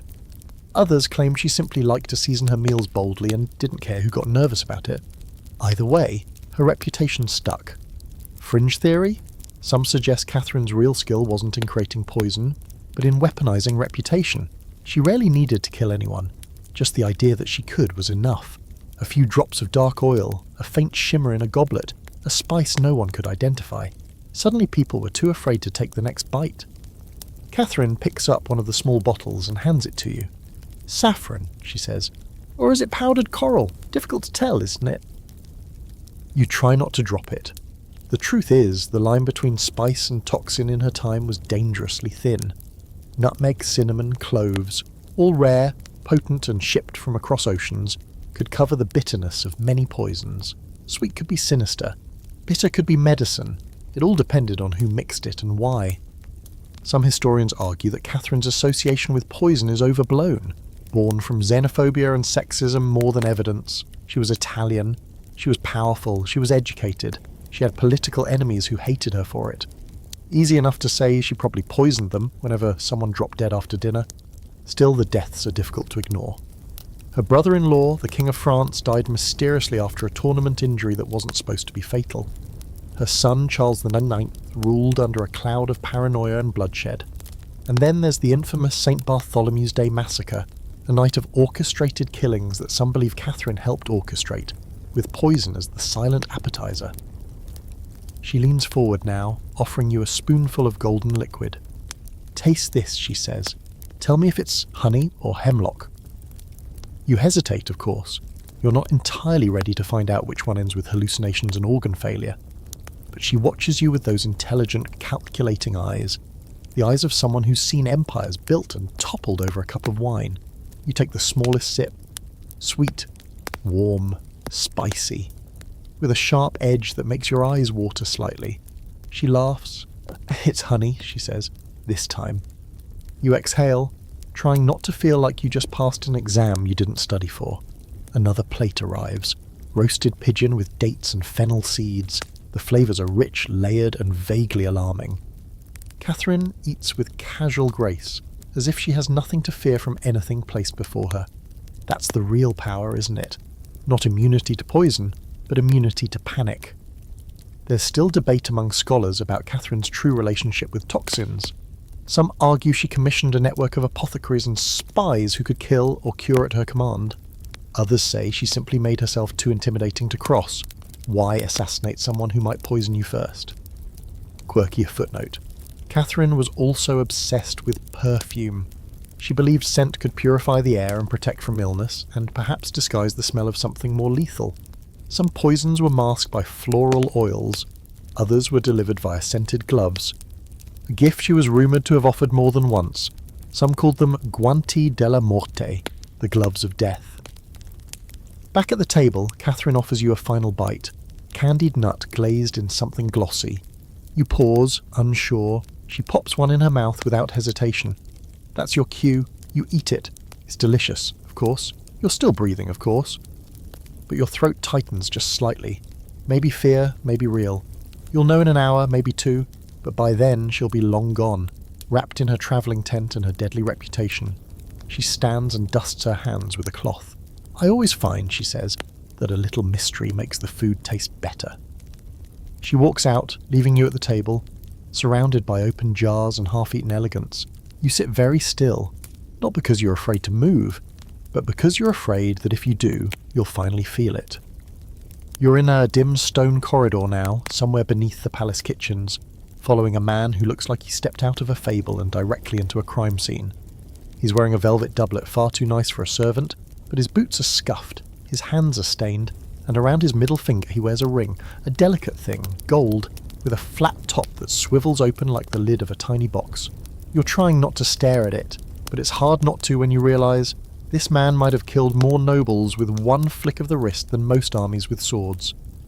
The poison ring, you've heard of it. Everyone in court has, but you've never actually seen one up close until now. Careful, he says, glancing over his shoulder. The stairs are slick. He leads you down into what he calls the private larder, but what you quickly realise is more of a secret supply chamber for ingredients no respectable chef would admit to using. Glass bottles line the walls, some labelled, most not. Powders in shades of green, yellow, black, tiny vials of liquid so clear they seem to glow. Herbs that don't grow in any royal garden you've seen. And nestled beside them, casually, as if it's the most normal thing in the world, a second ring, this one made of silver. The compartment on top is already open, and inside is a smudge of something chalky. Arsenic, the man says, when he notices you eyeing it. But only a whisper, you'd need more to finish the job properly. You nod like that's useful information. The poison ring has long existed at the edge of fact and fantasy, and here you are, standing in the middle of it. Popular in the Renaissance, often associated with Italian courts, especially the Medici and Borgia circles, it was designed for discretion. A hinged compartment no larger than a fingernail hidden beneath a jewel or plate of metal. All it took was a twist of the top and a subtle motion over a wine glass, a plate, even a folded letter, and just like that, someone's day turned terminal. Scholars debate how many were actually used for murder versus being worn as insurance. Some nobles kept them filled with poison intended not for others, but for themselves, an escape hatch in case of capture or disgrace. Others wore them empty, their mere presence a silent threat. You didn't need to use the ring, you just needed someone to see it.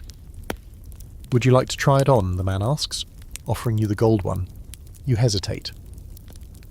The thing is beautiful. Delicate scrollwork etched into the band. A tiny ruby set into the top. But it's heavy with implication. You slip it on anyway. It fits, of course it does. He demonstrates the mechanism, how to twist it open with your thumb, how to release the powder without a visible motion. The most unnerving part? It's quiet. No click, no snap, just a whisper of motion and then nothing. I used this once, he says, turning toward one of the shelves, on a baron who liked to cheat at cards. Dusted his plum wine while we toasted. He never made it to dessert. You smile because you're supposed to. Inside you clench. He hands you a small pouch. That's not poison, he says. It's powdered ginger. I find it helps with suspicion. Back at court, poison rings were more common than people like to admit. There's a fringe theory that even Queen Elizabeth I was owned one, not to kill anyone, but as a final failsafe in case she was ever captured. Another theory suggests that she gifted such rings to certain nobles who'd earned her trust and, more importantly, her secrets. In France, several members of Catherine de' Medici's inner circle were said to wear them daily. Not openly, but always. A threat made ornamental. You take off the ring and hand it back, though your fingers linger for just a second longer than necessary. The man shrugs. You keep it if you like. Consider it a lesson in manners. You decline, mostly because you're not sure you'd trust yourself with it. The temptation is real. Imagine, you're stuck at another political banquet. Someone won't stop talking about their estate in Gascony, and you're holding instant silence on your finger. Not exactly a healthy impulse. You make your way back to the main hall, where the evening meal is beginning. Candles flicker. Music hums in the distance. The smell of roasted meat drifts through the corridors. You feel the ring's absence on your hand like a phantom. Not because you miss it, but because now you know it exists. You sit, and across the table is a noblewoman you don't recognise. She's older, graceful, with eyes like sharp glass and a laugh that ends too quickly. And on her hand, a ring, ornate, old, and very slightly too large for her finger. You notice it immediately. She catches your glance, smiles. An heirloom, she says casually. From my mother's line. You smile back as if you believe her. There's still debate today about how many poisonings were really accomplished with rings. The logistics aren't easy, the doses have to be exact, the movements must be perfect, and many poisons lose potency once exposed to air. But the idea is powerful, enough so that rings like these have shown up in novels, plays, even spy kits centuries later. Your soup arrives. You reach for the spoon. The woman across from you lifts her goblet. Her ringed hand moves just slightly. You pretend not to notice. Because that's what this game is. Not just about survival, but about pretending you're not suspicious until it's far too late. The kitchen is warm. Too warm. Thick with the scent of boiling herbs and the oily tang of rendered fat. You're standing in a room not meant for your sort. The kind with soot-stained beams and cauldrons big enough to drown a conspiracy in. The cooks hardly glance at you. Their hands move without thought, chopping, stirring, folding, grinding. But behind those practiced motions, fear, not of burning the roast, not of over-salting the broth. No, this fear is older. Folktale old, the kind that starts with, "There once was a witch," and ends with a quiet funeral and a suspiciously short guest list. You're in 17th century Europe now, Western Germany, maybe, or Bohemia, somewhere damp where the fog comes in low and doesn't leave for days. The nobility up in the manor are asleep, or pretending to be, but down here in the castle kitchens, the real rituals begin. This is where seasoning meets superstition, and you're watching a cook grind herbs that most recipes don't even acknowledge exist.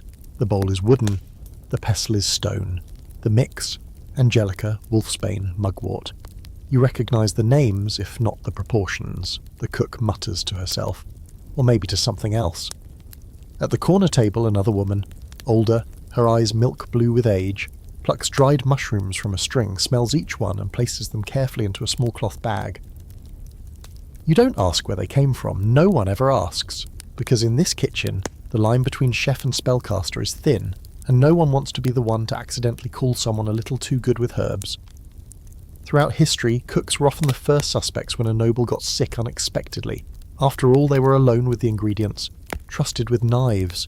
One ill-timed dish in a dynasty could vanish overnight. But what if the cook wasn't the mastermind? What if she was merely the hand that stirred the pot after someone else whispered the ingredients? Witchcraft accusations and poisoning rumours often walked hand in hand. In early modern Europe, the overlap was undeniable. A servant woman caught with belladonna or foxglove could be labelled a poisoner.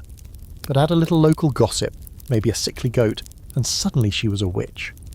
It didn't help that most common poison ingredients were also part of traditional medicine or herbal folklore. Nightshade, used for sleep or death, depending on who asked. There's a fringe theory among historians that many poisonings attributed to witchcraft weren't the result of hexes or demonic influence, but simple experimentation. Imagine a young scullery maid handed an herb with no clear label, told to make the soup stronger. She adds too much, a baron dies. Next thing you know, she's hanging by sunrise and everyone swears she summoned the devil through a stew pot. One such case, the trial of Katharina Kepler, mother of the famous astronomer, revolved around rumours that she'd poisoned a neighbour using enchanted food. Her accuser claimed she'd fallen ill after accepting a witch cake. The trial dragged on for years, fueled by local fear and religious hysteria. In the end, Katharina was acquitted, but only after her son launched a tireless campaign on her behalf. Many others weren't so lucky. The woman with the mushroom starts humming now. The tune is slow, circular, without beginning or end. It fills the space like smoke. The younger cook stops her grinding and starts measuring, pinches, dribbles, scraps of dried this and that into small linen packets. These will go into the stew served at tomorrow's noble banquet, the one meant to celebrate some treaty you already forgot about. But no one here is thinking about treaties. They're thinking about who benefits if Lord Reinhardt doesn't wake up. You watch as a pinch of black powder is folded into a tiny wax envelope, then slipped beneath a dish of onions. The cook doesn't look guilty, she looks focused. You want to ask, but the truth is, you already know. This isn't the first time. This isn't even the 10th. Sometimes it's political, sometimes it's personal, sometimes it's both. There are few better places to hide a crime than in a soup bowl served to 20 guests, where every spoonful goes to a different mouth and no one knows who swallowed what. You've been told that in this part of the world, it's not uncommon for kitchens to keep charm cupboards, locked shelves filled with herbs, powders, bones, and the occasional item best left undescribed. The official story is that they're used for protection. But if protection and revenge require the same ingredients, who's counting? The scholars' debate is ongoing. How much of the so-called witchcraft poisonings were real? How much were accidents? And how many were the tragic result of too many frightened men trying to explain why a lord died the night after a peasant woman handed him a roasted pear?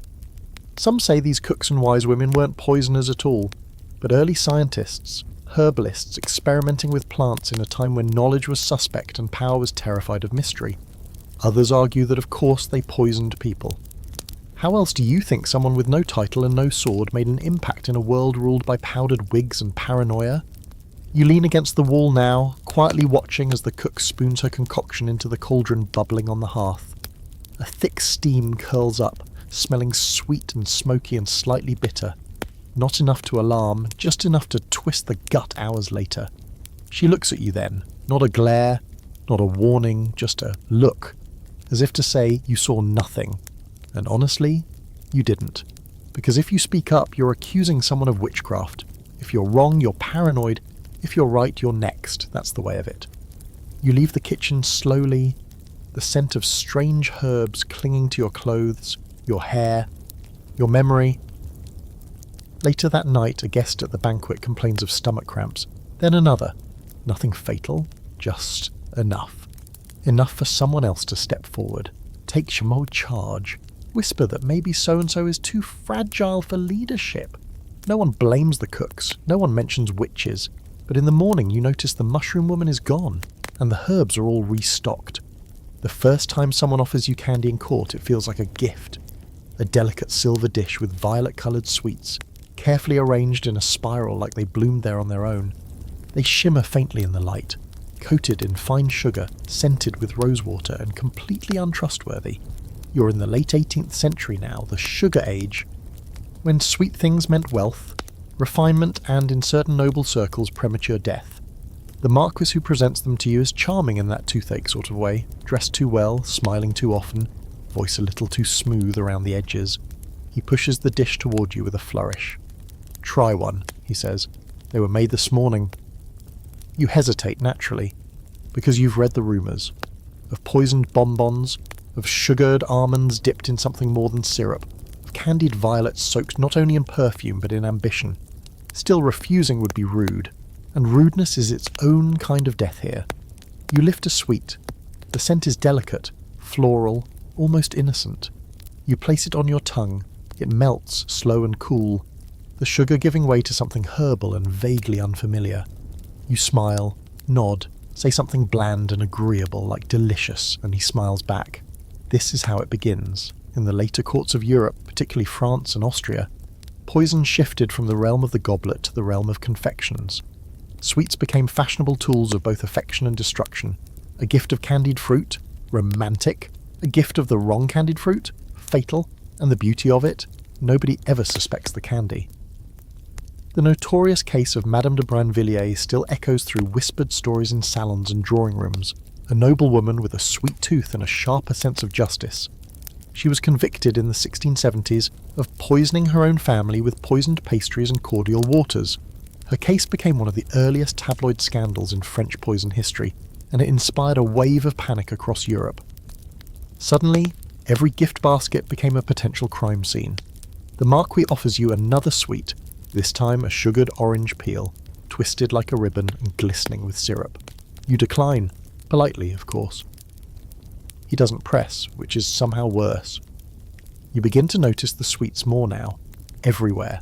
A dish of candied chestnuts on the Queen's writing desk, rose-flavoured fondants in the music room, a sugar swan perched atop a cake so white it's practically theatrical. They're always out, always within reach. You start to think, what a convenient way to deliver something deadly. Who would notice? That's the danger of sweets. They are symbols of trust. You don't offer poison to your enemies in cake form. You offer it to friends, to family. It's intimate, disarming, and often untraceable. There's still academic debate over how many deaths in noble households during this era were linked to poisoned confections. Arsenic and antimony both dissolve easily in syrups. Cyanide can be masked by almonds, and sugar itself, being rare and precious, was often stored with minimal oversight. Easy access, no witnesses, perfect crime in. One fringe theory suggests that an entire branch of 18th century confectioners in Vienna had ties to apothecaries who supplied both medicine and more selective ingredients. The overlap was suspicious.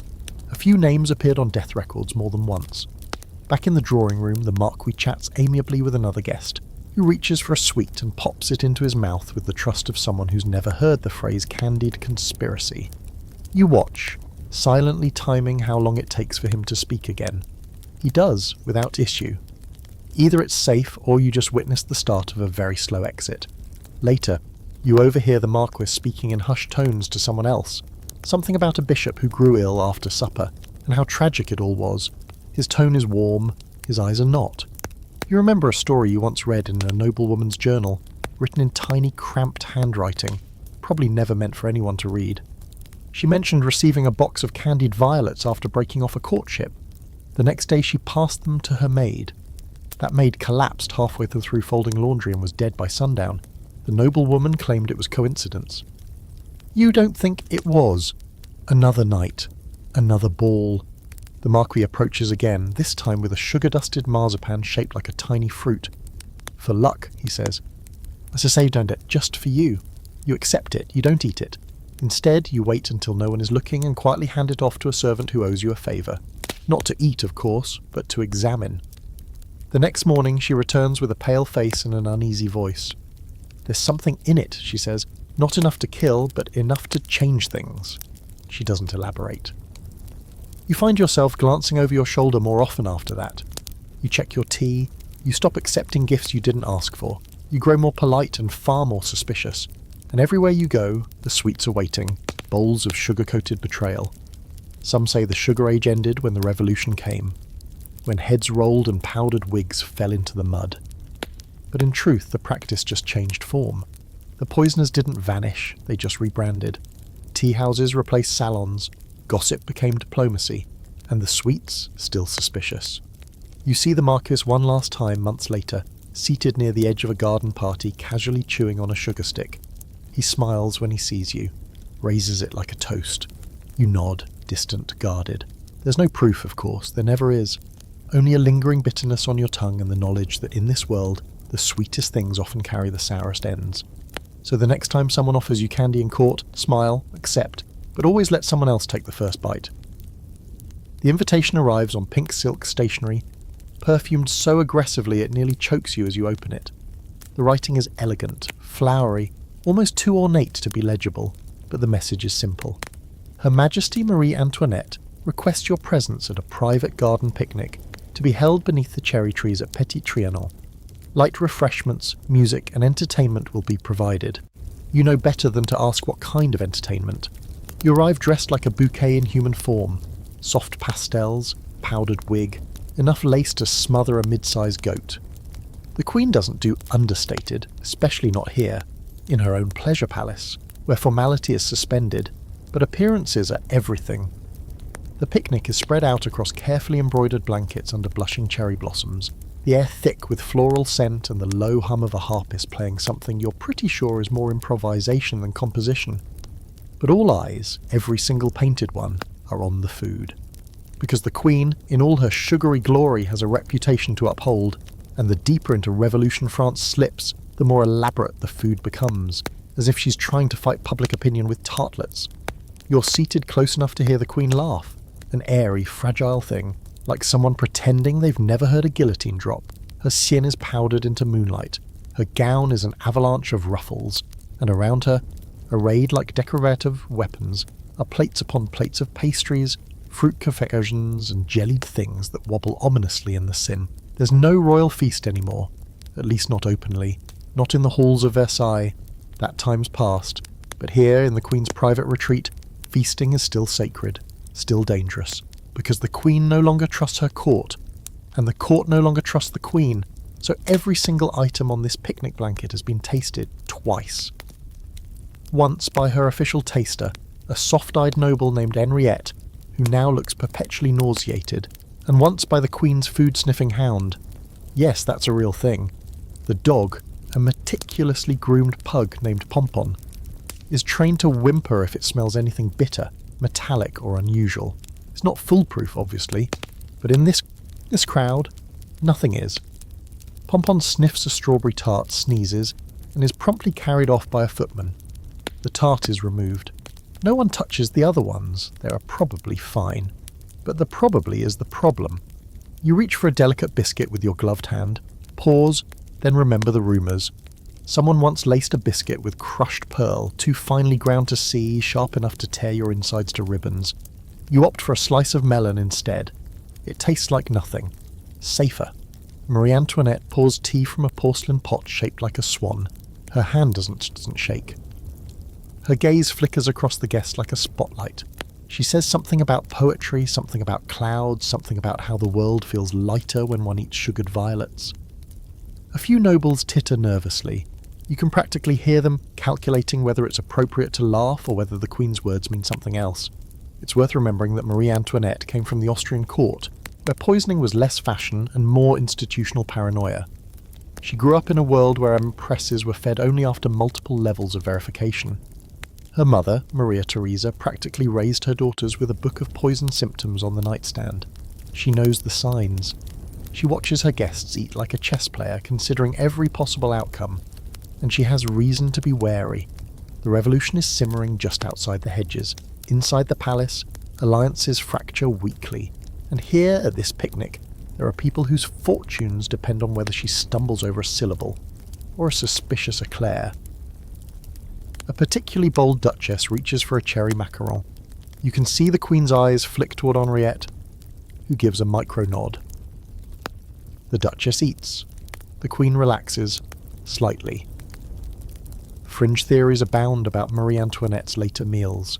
Some say she insisted on using only utensils polished by her personal maid, that she allowed no fruit with pits, no seeds of any kind, that she only drank wine from a specific vineyard where the grapes were overseen by a man whose family had served her mother.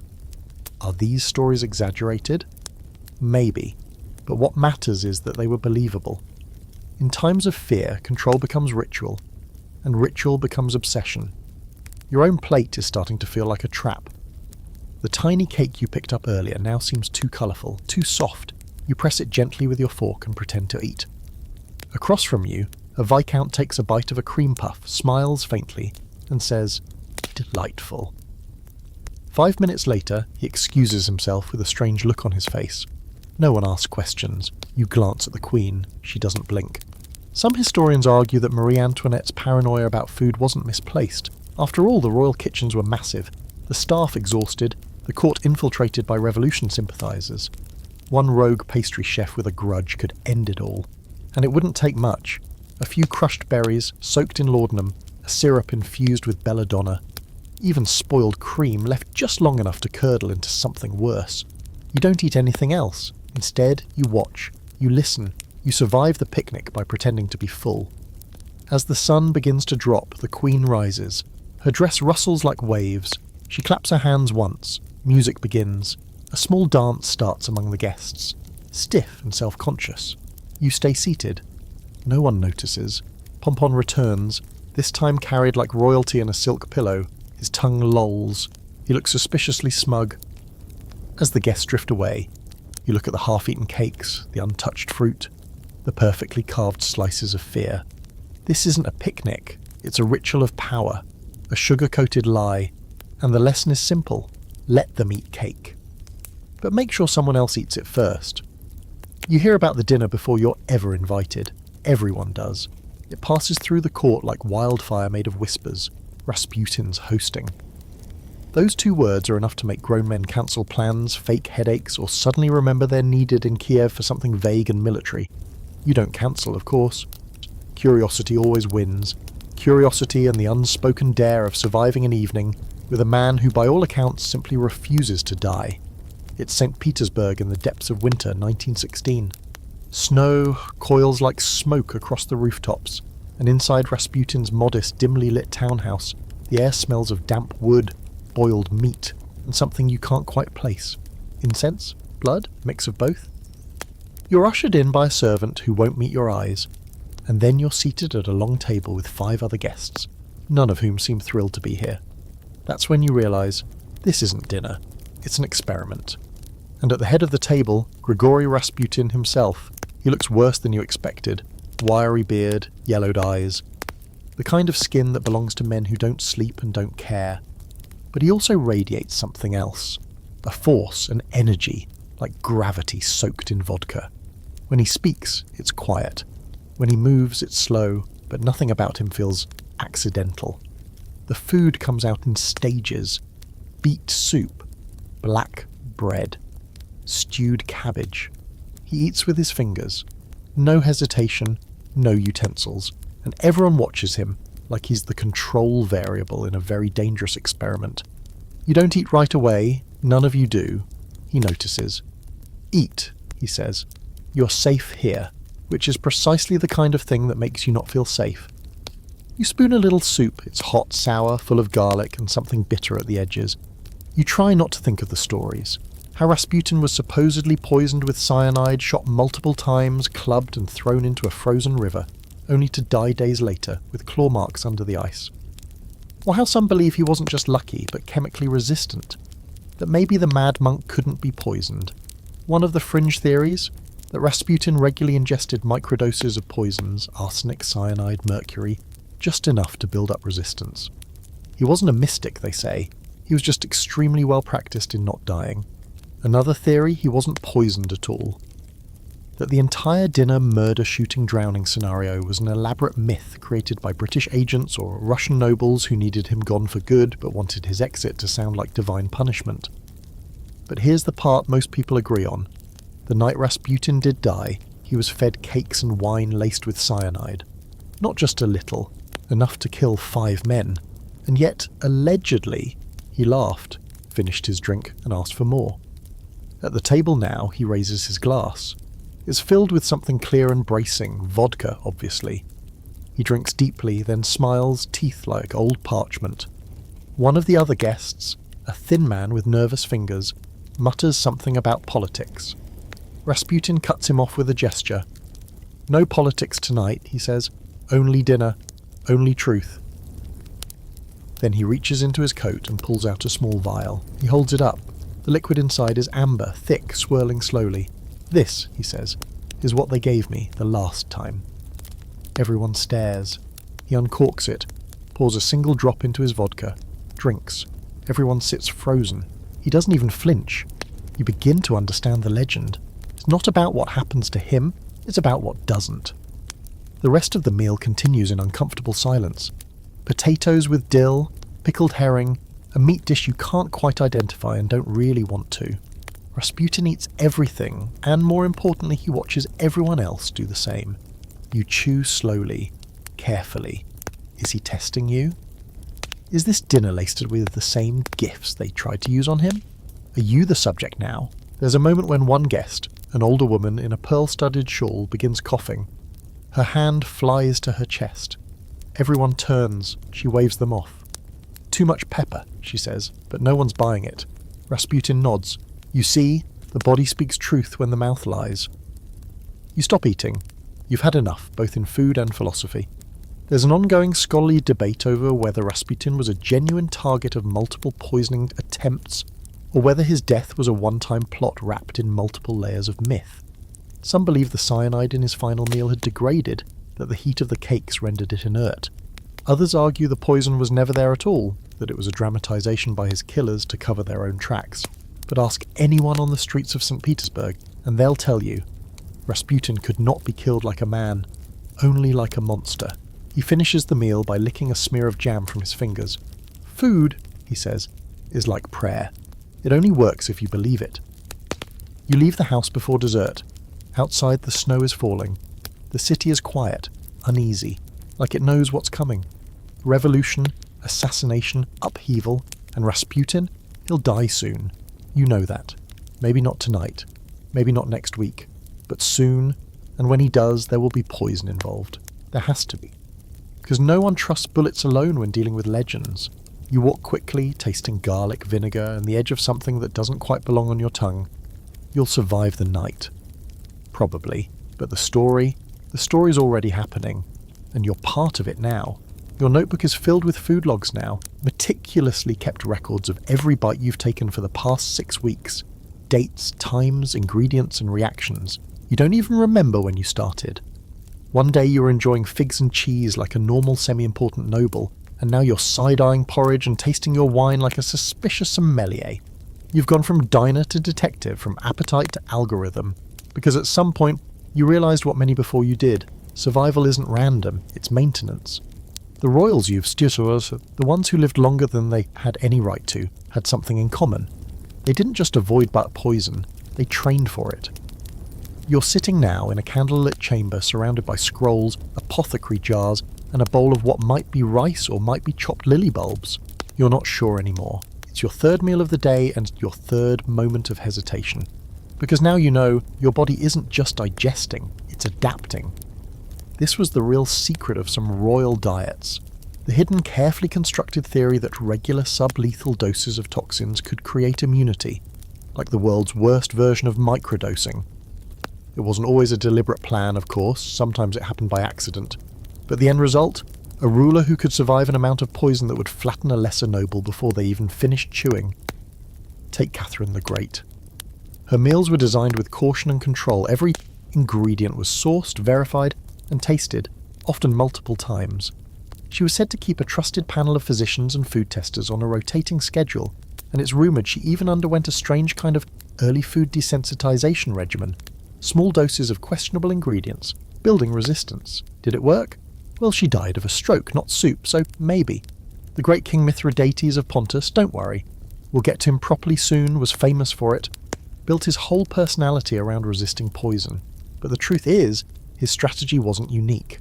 Monarchs across empires did something similar. From the Chinese emperors who ate jade dust-infused tonics, to the Mughal rulers who employed live-in apothecaries just to adjust their daily intake of suspicious herbs, the practice of medicinal micro-poisoning spanned continents. And now, here you are, doing the same thing, quietly, nervously, at a little table in a little chamber in a very large palace full of people who smile too often while offering you tiny cookies. The steward knocks. You jump. He enters with a tray. Late supper, he says, on order from the Duke. You didn't request it. You say nothing. It's a simple meal, steamed fish, pickled vegetables, and a bowl of sweetened barley. You poke at it with the enthusiasm of a man inspecting a mousetrap. The steward doesn't leave. He stands in the corner, hands folded, posture perfect, watching. You sigh, pick up your spoon, take the smallest taste. It's bland, salty, familiar. You wait, nothing. You take another bite, still nothing. That's how it starts. You begin to think about the diet of the royal class in more detail, not just the nutrients and the rituals, but the risk. How many meals were served not for nourishment, but for observation? How many royals ate to prove they could?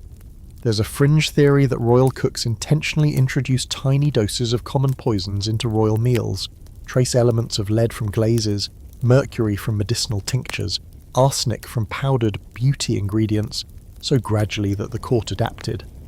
They didn't mean to poison anyone outright. They just wanted to stretch the margin of survival. One researcher even suggested that court immunity wasn't biological, it was psychological. A placebo effect born from decades of hearing, "You are too important to die." That's one theory. The other, of course, is that nobility just had better livers. Back in your room, you pour yourself a cup of wine and sniff it instinctively. It's routine now. You no longer trust anything liquid that smells too fruity. You learned that lesson during the plum brandy incident. Across the room, the steward clears your tray and bows, but as he turns to leave, you notice something strange. He glances at your food log. Just for a second, barely a flicker. But he saw it. That's enough, because now you know someone's watching your records, tracking what you eat, which means the game has shifted again. This isn't about avoiding poison anymore, this is about building a body that can beat it. You flip through the log, noting dates, times, minor symptoms, fatigue, tingling tongue, brief dizziness, all of it noted, catalogued, cross-referenced. You're becoming your own experiment. And strangely, you feel good. Clearer, sharper. Your stomach doesn't turn at the sight of mushrooms anymore. You drink your tea without flinching. You even eat a candied violet from that same dish that took down the Marquis's horse 3 weeks ago. Yes, you tested it on the horse first, you're not stupid. There's an old proverb somewhere in the East. Eat a little death each day, and you'll never meet it all at once. You're starting to understand it, because every time you survive a suspect meal, you take back a little power. Every time you taste something new and your heart doesn't stop, you grow stronger, wiser, a little less afraid. Is it reckless? Definitely. Is it working? Probably. You fall asleep that night with the window open, the cool air stirring the candlelight. No stomach pain, no nightmares, just the quiet satisfaction of knowing you've found the edge of the blade and you're learning to walk it. Tomorrow someone else might drop their spoon and never get back up. But not you, not tonight. It's the back room of an apothecary now. Dim light, crooked shelves, and the unmistakable smell of ambition mixed with chamomile. You're standing beneath bunches of drying herbs, their stalks crackling overhead like dead fingers, while tiny bottles clink underfoot. Somewhere outside a bell rings faintly to mark a sale, but in here you're far from customers and cures. You've stepped into the belly of the beast, the part of the pharmacy where treatment becomes a matter of perspective. The apothecary himself is small, wiry and precise. His coat is stained in ways you don't want to analyse, and his hands are covered in the fine dust of powdered root and chalk. He doesn't introduce himself, just gestures to the stool across from his workbench, where a mortar the size of a human skull sits waiting. He knows why you're here, or at least he assumes. He's not wrong. "I can make you something," he says, without looking up, "that makes the body feel full of light. Or I can make you something that dims a man from the inside out." He's not offering medicine. He's offering options. In the 17th and 18th centuries, the apothecary was both healer and hazard. Their training straddled a line between science and superstition. They knew the properties of plants, the behaviours of metals, the measurements that mark the difference between remedy and ruin. They served kings and paupers alike, and in many royal courts they were the ones who held the real power, not the generals or the priests, but the quiet men in dusty shops who knew how to silence enemies without raising a single sword. The apothecary pours a measure of powdered bark into a vial, adds a liquid that sizzles faintly, then something thick and dark like molasses gone bad. He corks it with the ease of a man who's done this too many times. "For stomach pain," he says with a smile. "Unless you add it to wine, then it becomes something else." You nod, say nothing, ask nothing. There's a story about Louis XV's court about a royal mistress who kept a specific tonic mixed for her by a court apothecary, said it helped her headaches. It also just so happened that two of her rivals for the king's affection fell violently ill the week after she began taking it. Coincidence? Perhaps. But the apothecary was quietly paid and promoted shortly after. In your hands now is a small jar of violet powder. The label is blank. You didn't request it, but he slides it across the counter anyway. "You'll know when to use it," he says. There's a debate among historians about how involved apothecaries really were in courtly conspiracies. Some argue their role has been romanticised, turned into Gothic fantasy by scandal and legend. Others believe they were essential players in political life, acting as middlemen between noble rivalries and chemical solutions. After all, when nobles can't risk being seen at war, they still need a way to fight. You ask the apothecary what the most popular poison is. He snorts. "Depends on what you want it to look like," he says. "Quick, painful, merciful, divine punishment?" You blink. Some prefer the poetic kind, something that mimics heartbreak or divine wrath. Others want it clean, neat, a little fever, a little sweat, and gone before the second bell tolls. He picks up a small wax-sealed jar, turns it over in his hands, then sets it down. "This one's for guilt," he says. "Slows the body, clouds the brain, doesn't kill, just reminds them every day." Yeah, you didn't ask for that either. And yet you're curious. He shows you another, something crystalline, like coarse sugar but with a faint green shimmer. He taps the glass. "Smell like mint, taste like nothing. Give it to someone before bed. They never wake up. It's very popular with people who marry poorly." You manage a tight laugh. He doesn't.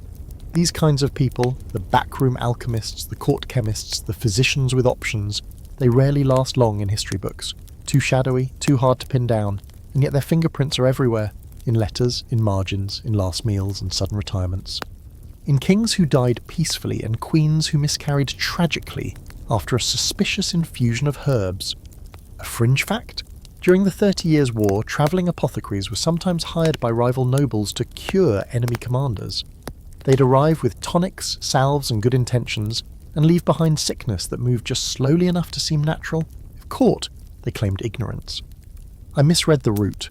I brewed too long. I meant no harm." And courts, needing to avoid scandal, often believed them. Back in the present, the apothecary starts to pack your items, not in a crate, but in a velvet pouch. Quiet, untraceable. He includes no labels, no instructions, just one warning. "Never use it in tea," he says. "Unless you mean it. He gives you a wink, then disappears into the rows of shadowy glass and dust. You leave the shop through the back into an alley slick with rain and secrets. The pouch in your coat is warm against your chest. Too warm. You don't even know if you'll use any of it. That's not the point. You've just crossed a line, gone from avoiding poison to owning it, from prey to participant. And you're not alone. Court is full of people like you, people who visit apothecaries at odd hours, who ask for things without names, who carry insurance not in scrolls or titles, but in powders wrapped in velvet. You step into the street. A carriage rattles past. Somewhere someone is eating dinner. And maybe, just as maybe, that dinner ends differently now.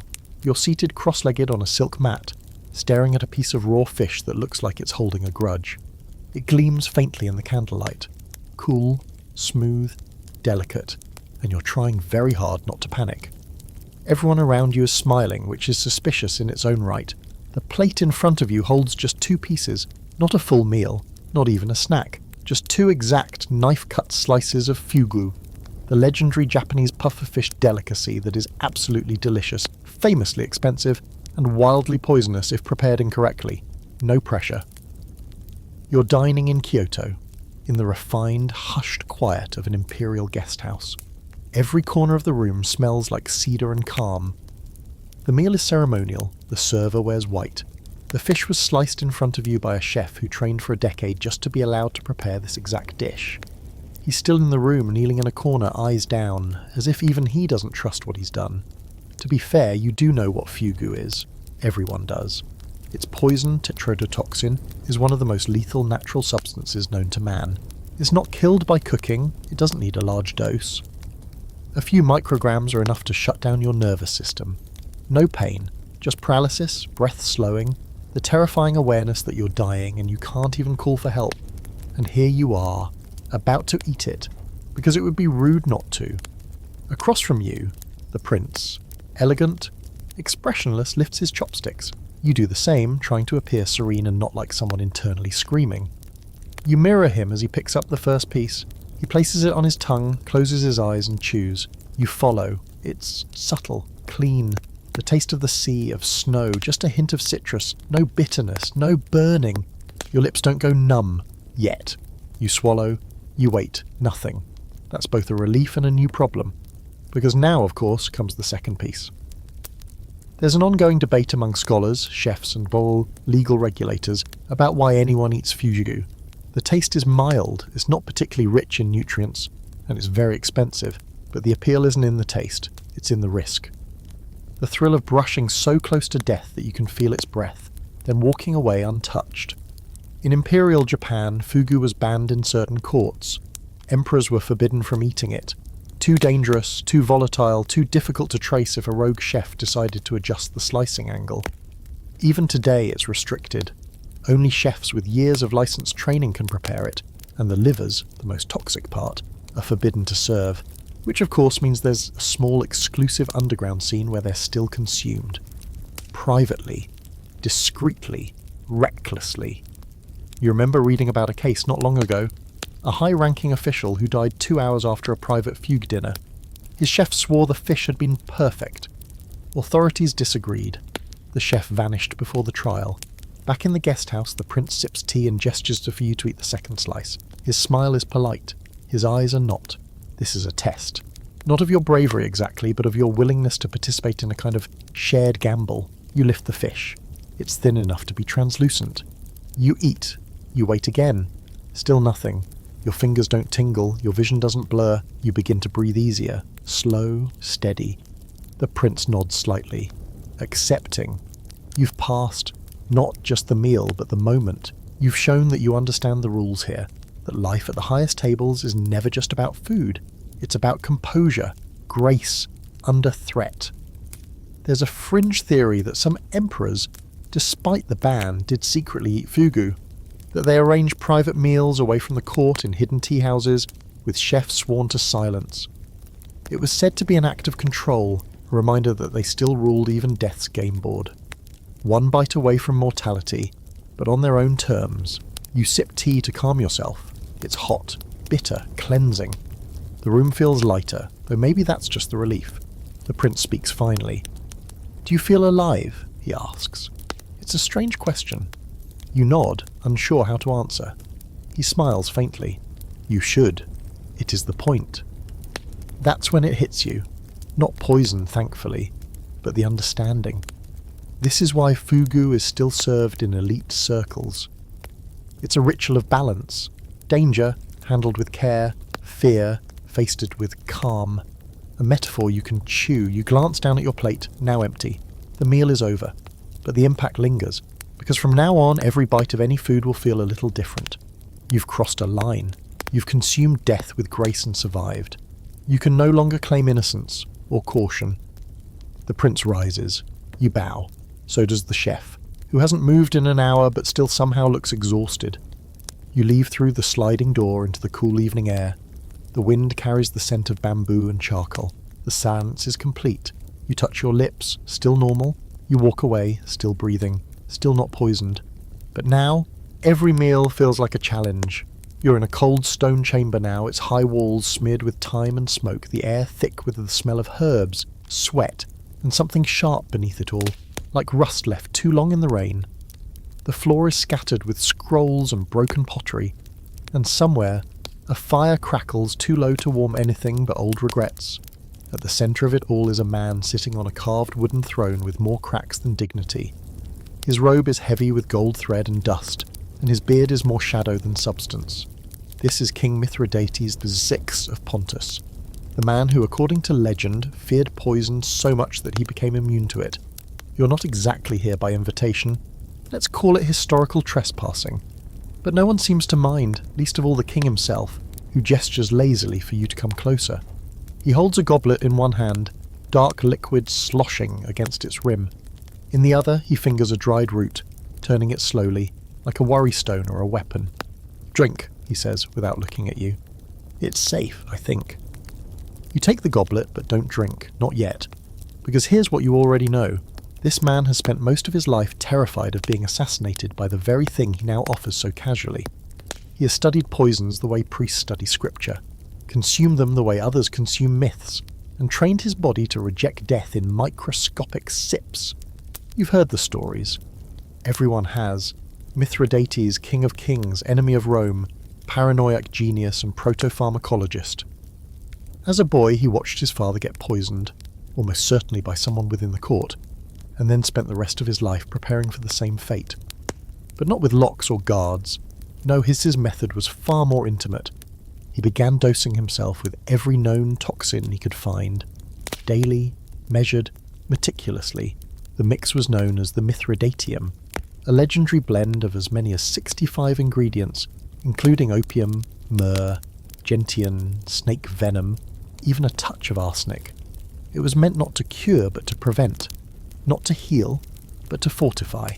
A daily shield brewed from the very weapons others might use to kill him. You lift the goblet to your lips, inhale the scent. It's bitter, metallic, and weirdly earthy, like a forest floor soaked in wine. You take a sip, small and cautious. It burns a little, but you survive. He watches you, smiles faintly. Most men don't get to choose what kills them, he says. I refuse to die from a coward's hand. That's the core of it, isn't it? For all his cruelty, all his conquest, Mithrates wanted control. Poison was a coward's weapon, but also the most elegant one. It required planning, patience, and proximity, and he wouldn't give anyone the satisfaction. There's still scholarly debate about the effectiveness of Mithridatium. Did it really work? Or did Mithrates just build a resistance to a handful of common toxins while mythologizing the rest? Some historians think his mix was more placebo than protection. Others argue that his lifelong exposure gave him just enough immunity to survive mild poisonings, but not enough to withstand the real thing. Still, it's hard to deny that the man outlived more than a few assassination attempts, and never once fell to the dinner plate. Fringe fact, it's said that when Mithridates was finally cornered by the Romans and facing defeat, he attempted to poison himself. The ultimate irony. But the dose didn't work. After all those years of inoculating himself, he had made his body a fortress. The poison slid off him like rain. In the end, he had to order one of his soldiers to run him through with a sword. Imagine building your entire life around avoiding poison, only to discover you've succeeded so completely that death has to find another door. You sip again, just to prove you can. He offers you something from the table, a slice of bread dusted with herbs you don't recognise. You don't ask, you chew. The flavour is sharp, citrusy, with a strange numbing aftertaste. He seems pleased by your reaction. Most men run from poison, he says. I learned to walk toward it. You glance at the scrolls on the floor. Some are open to diagrams, roots, flowers, anatomical sketches. Others are covered in notes. Tiny frenzied writing listing symptoms, side effects, deaths. These aren't records of royal life. They're experiments, journals of a man turning his own body into a science lab. And here's the most unnerving part. You get it. After everything you've seen, all the meals you've survived, the kitchens full of suspicion, the wines that smell just a little too floral, you understand why Mithrates did what he did, why he drank the fair instead of letting it drink him. There's a reason his name became synonymous with antidotes. For centuries after his death, Mithrates became the term for any all-purpose antidote. Even into the Renaissance, apothecaries were still trying to recreate his mythical blend, selling versions of it to wealthy nobles who feared their own chefs. Napoleon supposedly carried a form of it. So did several popes. You chew a dried berry from his offering tray. It tastes like licorice dipped in ink. I was never meant to die peacefully, he says, only permanently. The fire snaps. Somewhere behind you, a door creaks open, but no one enters. You feel something shift in your stomach, like the hint of a storm on a calm day. Not panic, just awareness. You breathe through it. He watches you with amusement. Maybe you're imagining the symptom, maybe not. That's part of the design. Because poison is rarely about the dosage, it's about the doubt it creates. You stand finally, your legs are steady, your breath is clean. The king nods once, as if you've passed a test you didn't know you were taking. Come back tomorrow, he says. I'll teach you something stronger. You nod, and then you leave the chamber, a little less afraid, and far more dangerous. The war council is gathered, and already no one trusts each other. It's the kind of room where voices are low, daggers are decorative, and everyone pretends to agree until someone suggests the one word that always makes the temperature drop: assassination. You're seated near the end of the long table, which gives you the benefit of watching everyone carefully, not just what they say, but what they reach for. And right now, all of them are reaching for the same thing, a way to end this without lifting a single sword. You're in Renaissance Italy, or close enough to feel the lace collars and silk smugness press against your skin. Outside, war brews over land inheritance and the ever-fragile egos of men raised to believe their bloodline is a divine argument. Inside, the generals and advisors circle the problem like vultures with perfect posture. There's talk of troops, of mercenaries, of bribes, but it all sounds like delay. Then one voice, cool, calm, too elegant to be bored, says it plainly. Why not poison? The room doesn't gasp. That would require surprise. Instead, everyone goes quiet in that way that means, finally, someone said it out loud. This is the quiet truth of noble warcraft. Kings may draw swords for show, but the true power? It moves silently, seeps slowly and dies politely after a well-prepared meal. Poison isn't a tool of cowards. It's the preferred instrument of the intelligent, the efficient, the discreet. And it's not just a Renaissance trend. Poison has been used across every era where battle was too loud and unpredictable. Ancient Greeks tipped arrows with hemlock. The Persians used aconite to turn captured water sources into graveyards. Even the Mongols, who weren't exactly known for subtlety, reportedly launched plague-ridden corpses over city walls. But here, in this room, the logic is more refined. Why send 10,000 men to die when one pastry can end a dynasty? One advisor, balding and careful, raises a moral concern. It lacks honour, he says, as if that's ever stopped anyone. The others glance at him with polite derision. Honour is for poets, victory is for the living. There's a fringe theory among political historians that poison became so popular in certain courts, not because it was undetectable, but because it allowed for plausible deniability. Armies leave witnesses, assassins leave fingerprints, but poison leaves arguments. Was it illness? Infection? God's judgment? So many helpful options. The council turns toward a map, not of battlefields, of dinner tables, guest lists, supply routes. Who's cooking for whom?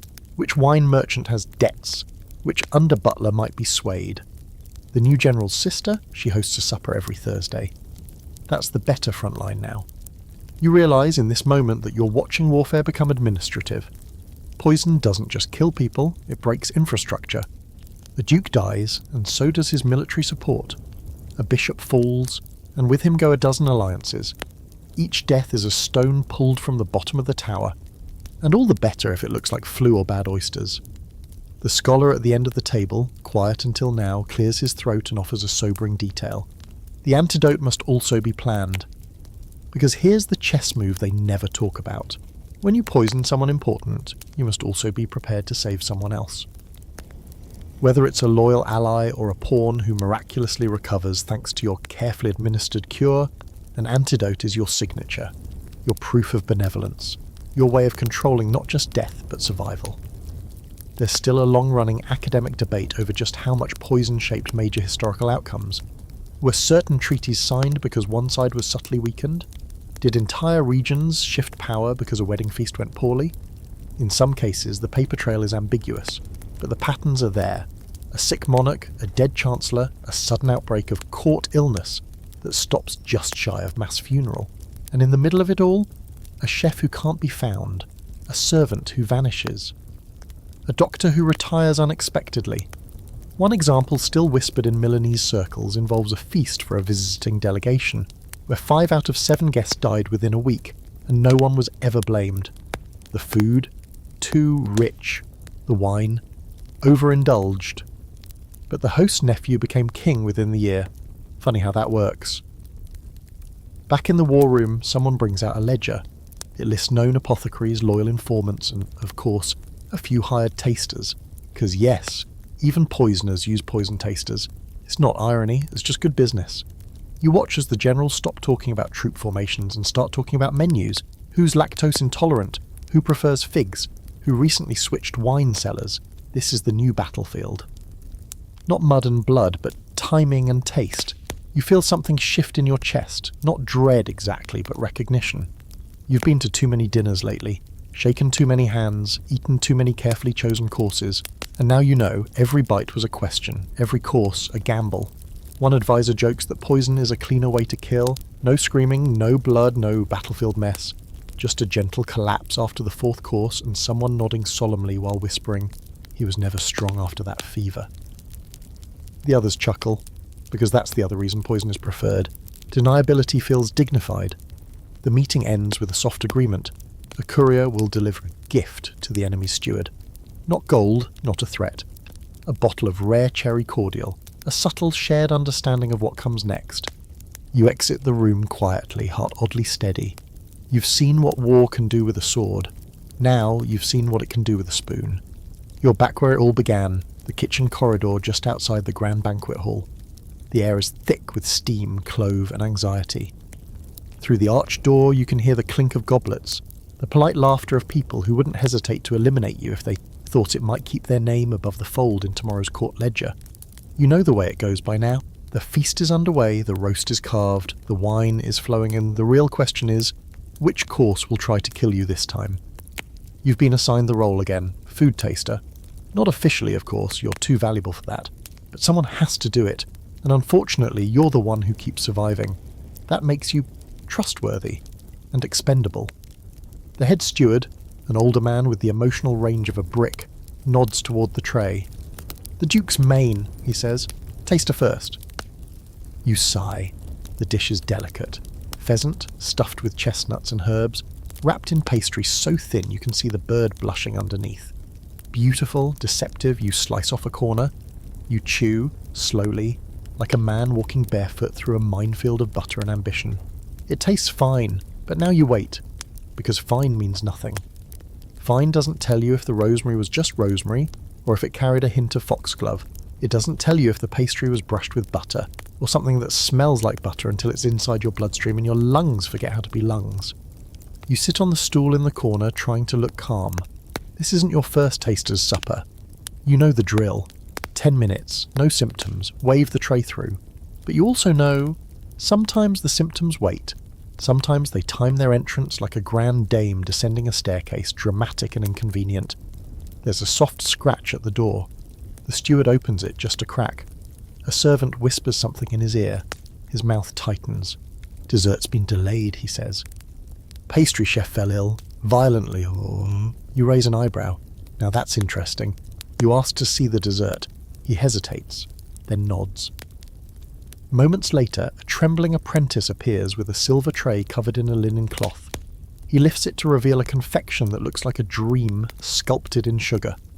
Cream puffs stacked into a tower, drizzled with spun honey, decorated with sugared lavender. It's magnificent. It also smells slightly off. Not spoiled, not rotten, just wrong. Like someone tried too hard. You inspect the base. One puff is slightly darker, filled with something denser. You take a bite, just a nibble. It's sweet, then bitter. Then your tongue tingles, you stop chewing. Now you really want to know what happened to the pastry chef. There's a long-standing scholarly debate on how often royal food tasters were actually poisoned. Some say the role was mostly symbolic, just enough to assure the monarch that someone else took the first hit. Others argue the job was alarmingly effective at catching early attempts, especially when poison delivery was messy and inexact. But no matter which theory you believe, one thing is clear. Tasters were never truly safe. They were just first. And tonight, you're first. You sit again. Wait. Breathe. 3 minutes. No nausea. 5. Little dizziness, but that could be nerves. 7. Still here. The steward re-enters. Shall I serve it? You shake your head. No. Not this one.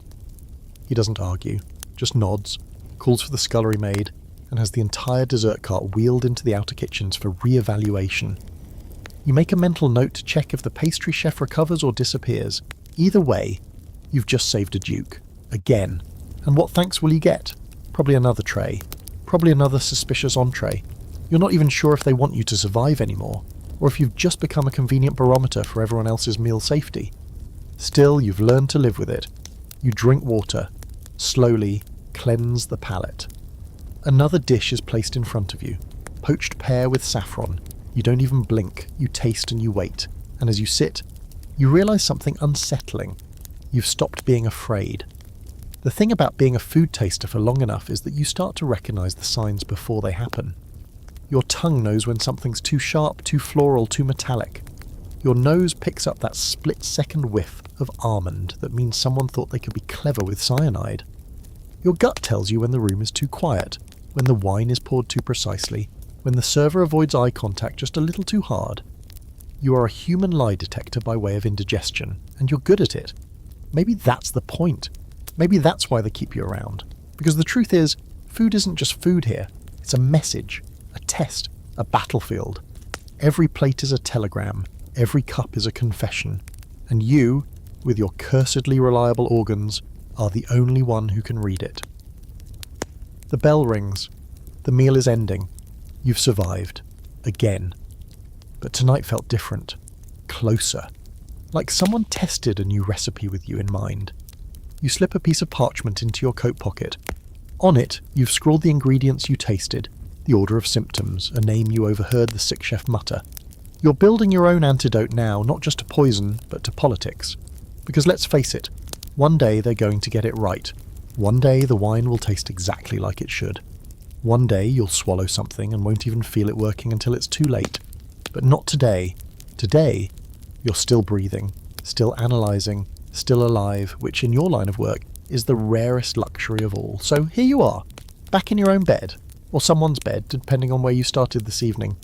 Either way, you're lying flat, breathing slowly, and probably reconsidering that leftover slice of cake on the counter. Good. That's healthy. A little suspicion, after all, is the best seasoning. Tonight we wandered through halls of power, walked kitchens where love and loyalty soured into fear, tasted the edge of history, where dinner wasn't just a ritual but a calculated risk. Royal meals weren't just feasts, they were silent duels. Every bite, every sip, every scented sweet could have been the beginning of the end.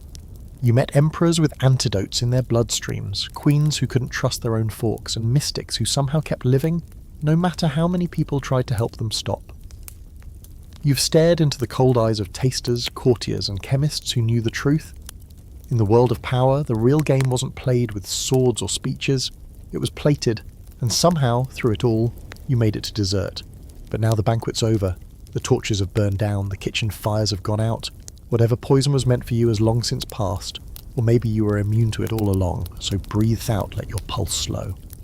Tuck away that little voice in the back of your mind whispering that your midnight snack might be part of someone else's exit plan. Probably not. You're not royalty after all, right? Anyway, the night's growing heavy. Let the ghosts of poisoned kings and clever cooks drift back into the mist of memory. You're safe now, mostly. Sweet dreams.